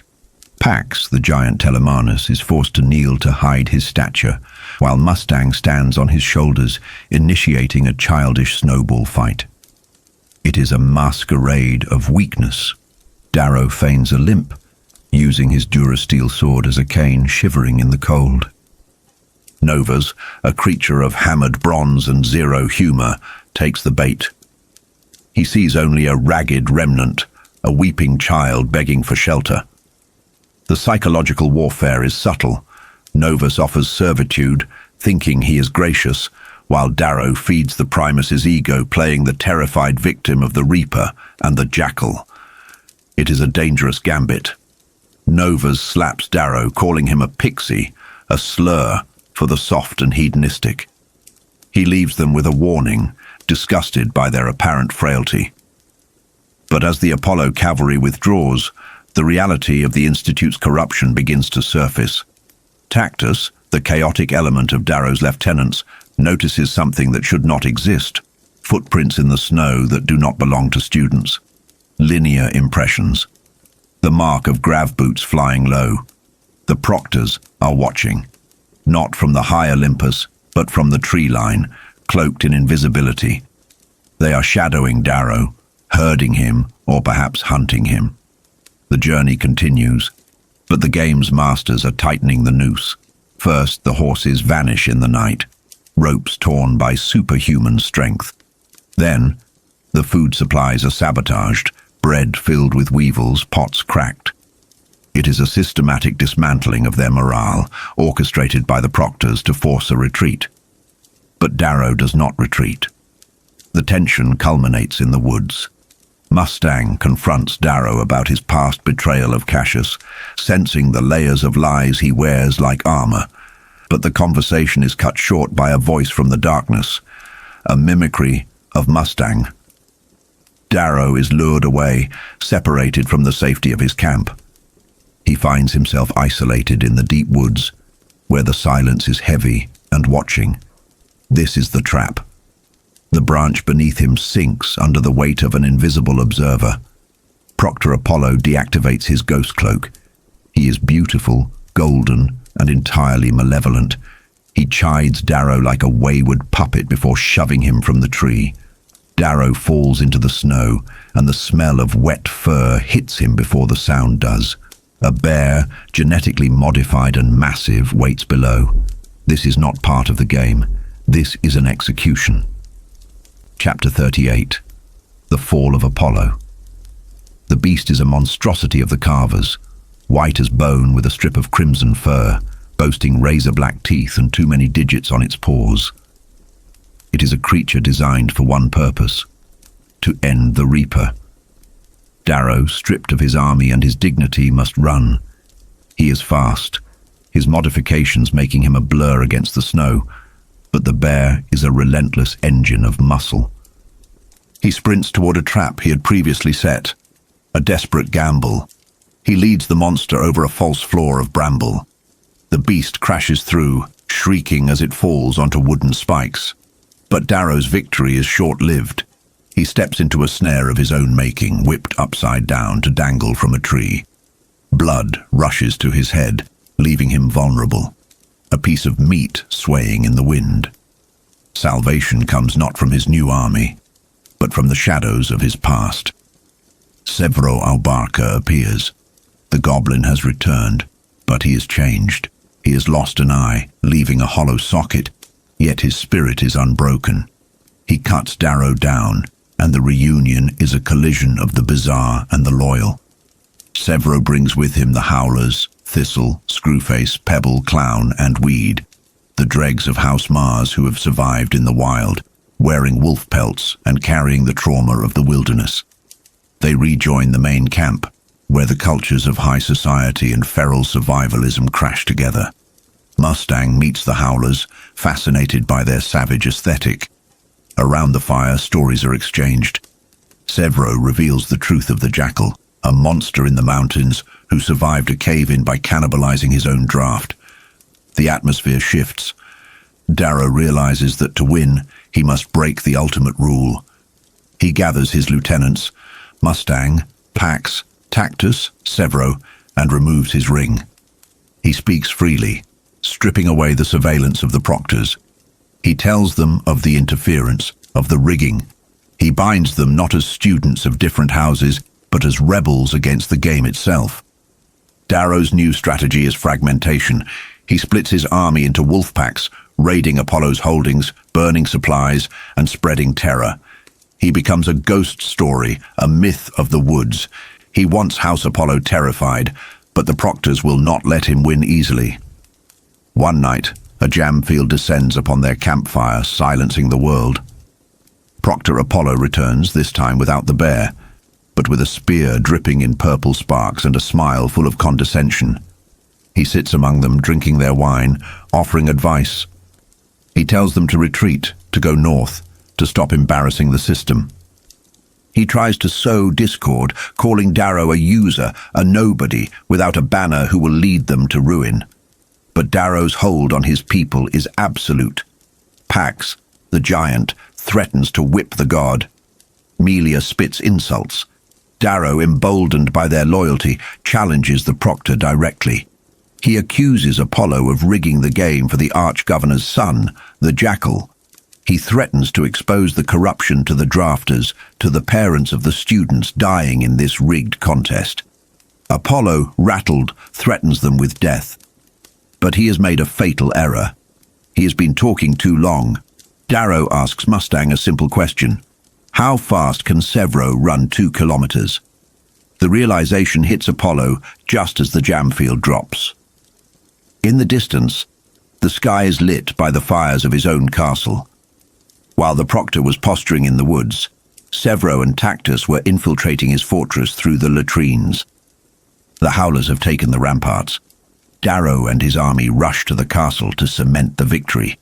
The battle is chaos. Tactus stands atop the highest tower, defiling the Apollo banner. The gates open, and the Reaper's army floods in. But the Apollo Primus, Novus, wields a pulse spear given to him by the proctor, a weapon of the gods that shatters bodies with kinetic force. Darrow leads the charge, using Pax as a launch pad. He flies through the air, a meteor of rage crashing into the enemy lines. The fight is brutal and kinetic. Darrow breaks Novus's leg, claiming the Primus and the victory. The castle falls. House Apollo is broken. Standing on the ramparts, adrenaline coursing through his veins, Darrow looks to the sky where the proctors hover in their grav boots. He grabs the stolen pulse spear and hurls it at them, a gesture of supreme defiance. His army, caught in the fervor, beats their shields and chants his name. They do not chant for House Mars or Ceres. They chant for the Reaper. Chapter 39. The Proctor's Bounty. Victory brings a strange quiet. The castle of Apollo is theirs, but the war is far from over. Darrow stands on the ramparts, watching his army.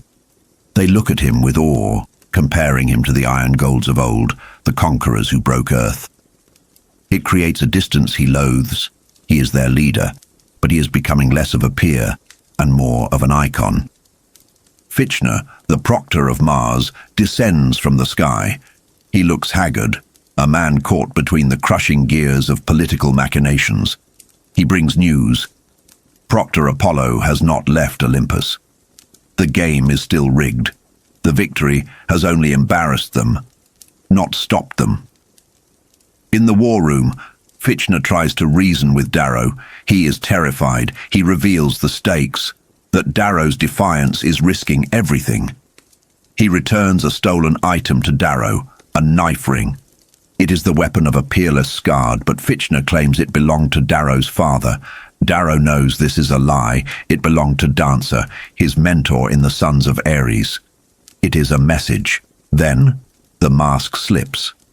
In a moment of vulnerability, Fitchner reveals the source of his fear. He is not just a proctor, he is a father. Sevro is his son.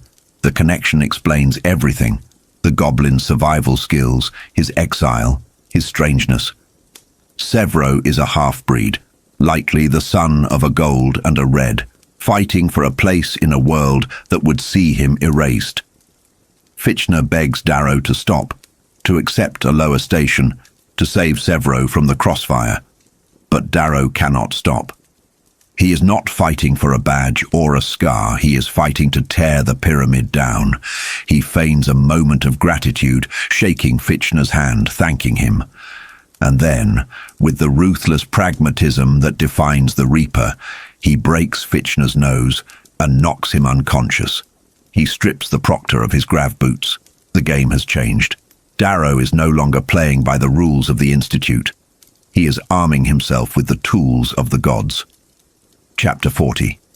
Paradigm. Darrow prepares to leave. Mustang, perceptive as ever, senses the shift. She asks if he expects betrayal, the gold standard of cheat or be cheated. Darrow denies it. They have transcended the game. They are rewriting the paradigm. He rallies his army, but he does not march for the Jackal. Not yet. He aims for House Jupiter. It is a misdirection, a feint to confuse the proctors watching from above. They march through a blizzard, a punishing trek that tests the limits of their endurance. The proctors do not interfere. They are watching, waiting to see what the Reaper does next. They reach Jupiter's fortress, a castle sandwiched between high rock faces. The siege is short. The defenders are starving, abandoned by their own primus. A boy named Lucian surrenders the castle with a timid smile. He is thin, unassuming, and wears the ring of House Jupiter. He asks only for food, and not to be enslaved. Darrow accepts, but he initiates a strange celebration. He orders his army to drink, to feast on the scavenged wine of House Bacchus. It seems like madness, to get drunk in a newly captured fortress with the enemy at the gates, but it is theatre. Darrow is staging a play for an audience of one. As his army feigns drunken slumber, sprawling across the war room floor, Darrow sits with Lucian. He plays the part of the intoxicated conqueror, loose-lipped and careless. He sends Mustang away, protecting her from what is to come. He charms Lucian, drawing the boy out, watching the way he moves, the way he speaks. Lucian is clever, but he makes mistakes. He hides his hands. He is too calm. Darrow asks for the bag Lucian carries. He dumps the contents onto the table, a collection of sigil rings from the dead. Trophies. Darrow sifts through them. Jupiter, Venus, Neptune. But one is missing. "I can't find a Pluto," Darrow whispers.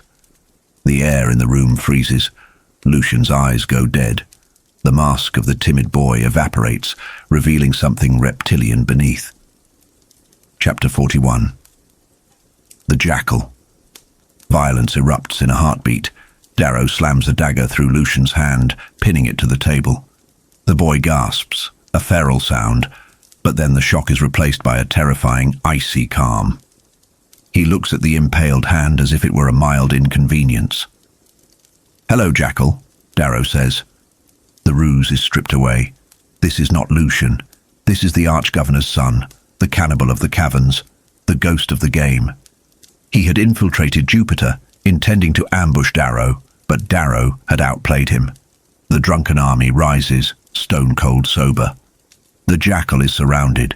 The conversation that follows is a chilling look into the soul of a sociopath. The Jackal does not beg.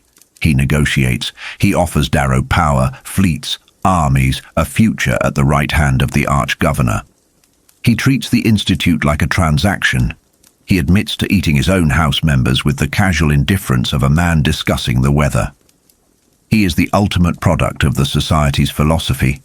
Power justifies everything. Darrow refuses. He offers the jackal a choice: cut off his own hand and leave, or stay and face the consequences. It is the test of the trap. A jackal will chew off its leg to escape. Will the boy? The jackal begins to cut. He saws at his own wrist, tears streaming down his face, yet he smiles. It is a smile of madness, of absolute detachment from the flesh. Pax, the gentle giant, watches in horror and eventually hands him an iron blade to finish the job cleanly. The jackal severs his hand, cauterizes the stump, and prepares to leave. But the game is never fair. A distortion shimmers in the window. The proctors have arrived. A sonic detonator clatters onto the table. Time slows. The jackal grabs the device with his remaining hand, and in the same fluid motion, drives the ion blade into Pax's throat. The blast rips the room apart. Darrow is thrown back, senses shattering. Through the ringing in his ears, he sees the tragedy unfold. Pax Telemanus, the titan who loved the world too much, throws his dying body over Darrow, shielding him from the jackal's frenzy. The jackal stabs the giant again and again, trying to reach Darrow, but Pax is a mountain. The jackal flees. Pax dies in Darrow's arms, a quiet smile on his face, no last words, just the final act of ultimate loyalty. The grief is instant and crushing, but it is quickly incinerated by rage. The howlers rise. They are deafened, bleeding, but they smell blood. The hunt begins. They chase the jackal into the storm, tracking him through the mountains. They catch him on a snowy pass, a stumbling figure in the dark. But again, the proctors intervene. Proctor Apollo appears, deactivating his cloak. He uses a pulse fist to blast the howlers back, protecting the arch-governor's son. He is invincible in his pulse armor, a god interfering in the affairs of mortals. He beats Darrow, lifting him into the air, flying high above the storm. He delivers the final ultimatum: lose the game, or they will destroy Mustang. They have her. The mention of her name, the threat to the last person Darrow loves, snaps something deep inside him. He remembers the physics of the armor. The shield does not cover the hands. Apollo is holding him by his hair. Darrow is not helpless. He is wearing Fitchner's stolen grav boots. He activates them, neutralizing the fall. He triggers the knife ring, dancer's blade, and strikes. He drives the blade into Apollo's eye, the only weak point. "You reap what you sow," Darrow screams. The proctor dies. The god falls from the sky. Darrow floats in the storm, blood on his hands, the rage of the red rising, consuming him.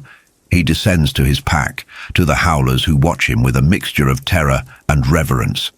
They took Mustang. They killed Pax. The game is over. Darrow looks at his friends, his eyes burning with a fire that will consume the Institute. "Now," he says, his voice cold as the grave, "we take Olympus." Chapter 42. War on Heaven. The ascension begins not with a prayer, but with a theft. Darrow, no longer the uncertain boy from the mines, but the forged reaper of Mars, enacts a plan that shatters the very paradigm of the Institute. He does not flee the storm. He rides it. Clad in the stolen golden recoil armor of the Proctor Apollo, Darrow becomes a mockery of the gods he intends to dethrone. With Severo acting as his shadow, wearing the oversized gravity boots of a fallen deity, they lead their pack of howlers up the slopes of Mount Olympus. This is more than a tactical maneuver. It is a symbolic transgression. The students, the mortals of this constructed world, are storming the heavens to hold their creators accountable. They breach the citadel, a bone-white spire piercing the clouds, and the illusion of the proctor's omnipotence dissolves instantly. These overseers, who watch children die for months with dispassionate boredom, are found in states of decadence, eating grapes, bathing, indulging in the spoils of a game they rigged. Darrow's forces sweep through with the efficiency of wolves. They capture Venus, Juno, and Vulcan, stripping them of their dignity and their tech. It is a harsh psychological unveiling. The gods are merely men and women, soft and terrified, when the screen between observer and participant is torn away. Darrow's rage, initially a wildfire, cools into a predator's focus. He hunts the remaining proctors, encountering Mercury, who fights with the fluid grace of a dancer. But Darrow overcomes him with brute force and stun blasts, showcasing the difference between the proctor's performative dueling and Darrow's desperate survivalism. The climax of the assault arrives in the form of Jupiter and Minerva. Jupiter, the symbol of supreme authority, is a titan in full armor. In a duel that spills out into the snow, Darrow realizes he cannot defeat the man on skill alone, but this is war, not a game. He utilizes Sevro, his hidden blade, to hamstring the proctor. It is a victory earned through cunning and the rejection of gold honor. Darrow forces Jupiter's surrender by threatening the one thing golds fear more than death: shame. By leveraging the recordings of the proctor's corruption and bribery, Darrow secures not just the castle, but the narrative. Chapter 43. The Last Test. With Olympus secured, the narrative shifts from conquest to the intricate, painful webs of loyalty and identity. Darrow finds Mustang, the golden girl, who has become his counterpart in intellect and spirit. There is a palpable tension here, a hunger that transcends the physical. They share a kiss. But Darrow pulls back, haunted by the memory of Io and the lie he lives. He cannot fully give himself to Mustang, because the man she admires is a fabrication. He tasks her with hunting down the jackal, placing a terrifying amount of trust in her, a trust that is immediately tested. Fitchner, the proctor of Mars, and the only adult Darrow holds a grudging respect for, drops a revelation that threatens to unravel Darrow's sanity. He reveals that Mustang is Virginia O. Augustus, the twin sister of the jackal, and the daughter of the arch-governor, the very man who executed Darrow's wife. This insight fundamentally alters the landscape. Darrow has handed his army to the daughter of his enemy. The psychological weight of this betrayal, perceived or real, ignites a paranoia in Darrow that harks back to the deep distrust learned in the mines. He fears he has been outmaneuvered by blood ties, the most sacred bond in gold society. Darrow rushes back to the stronghold of House Mars, expecting treachery. Instead, he finds a graveyard of memories and a flicker of hope. He reunites with Roque, whom he thought dead. This reunion serves as a poignant reminder of the humanity lingering amidst the brutality. Roque's survival is a testament to the endurance of friendship. However, the homecoming is soured by Cassius. The former brother-in-arms, now consumed by the rot of the siege and the death of Julian, rejects any reconciliation. He declares a blood feud, a formal, archaic state of eternal war between their houses. It is a chilling moment that cements the tragedy of the Institute. To win the game, Darrow had to destroy the only real brotherhood he found. He stands as the Primus of Mars, victorious but emotionally hollowed, staring at the ruin of his relationships. Chapter 44. Rise. The finale of the Institute is not marked by a grand battle, but by a subversion of expectation. Darrow prepares his forces on Olympus to fight the returning Mustang, fully expecting her to side with her blood. Yet, she arrives with the jackal bound and gagged at her feet. She chose the vision of a new order over the ties of family, validating Darrow's faith and proving that the spirit of the Golds can transcend their rigid lineage. The game is won. The victory, however, feels sterile. The transition from the life-or-death struggle of the arena to the polite political ceremony of the gathered peerless scarred is jarring. The armor is shed, and the students are suddenly just children again, standing before their parents and judges. It is here, in the anticlimactic silence of victory, that the true devil approaches. Arch-Governor Nero o Augustus takes Darrow aside. The interaction is a masterclass in the cold pragmatism of the ruling class. Augustus does not care that Darrow killed his son, he cares that his son was weak enough to be killed. He offers Darrow a Faustian bargain, adoption into House Augustus. He offers power, protection, and a fleet command in exchange for absolute fealty. For Darrow, this is the ultimate test of his resolve as a son of Ares. To destroy the hierarchy, he must become it. He must kneel before the man who ordered his wife's death and pledge his life to him. The internal conflict is agonizing, a suppression of visceral rage in favor of the long game. Darrow accepts. He kneels, forsaking his false father's name to take the name of his enemy. As Augustus proclaims him a lancer, commanding him to rise, the irony is crushing. Darrow rises not for glory, as the Arch-Governor believes, but to become the blade that will eventually sever the head of the society. The Institute ends, but the true war, the war for the soul of humanity, has only just begun.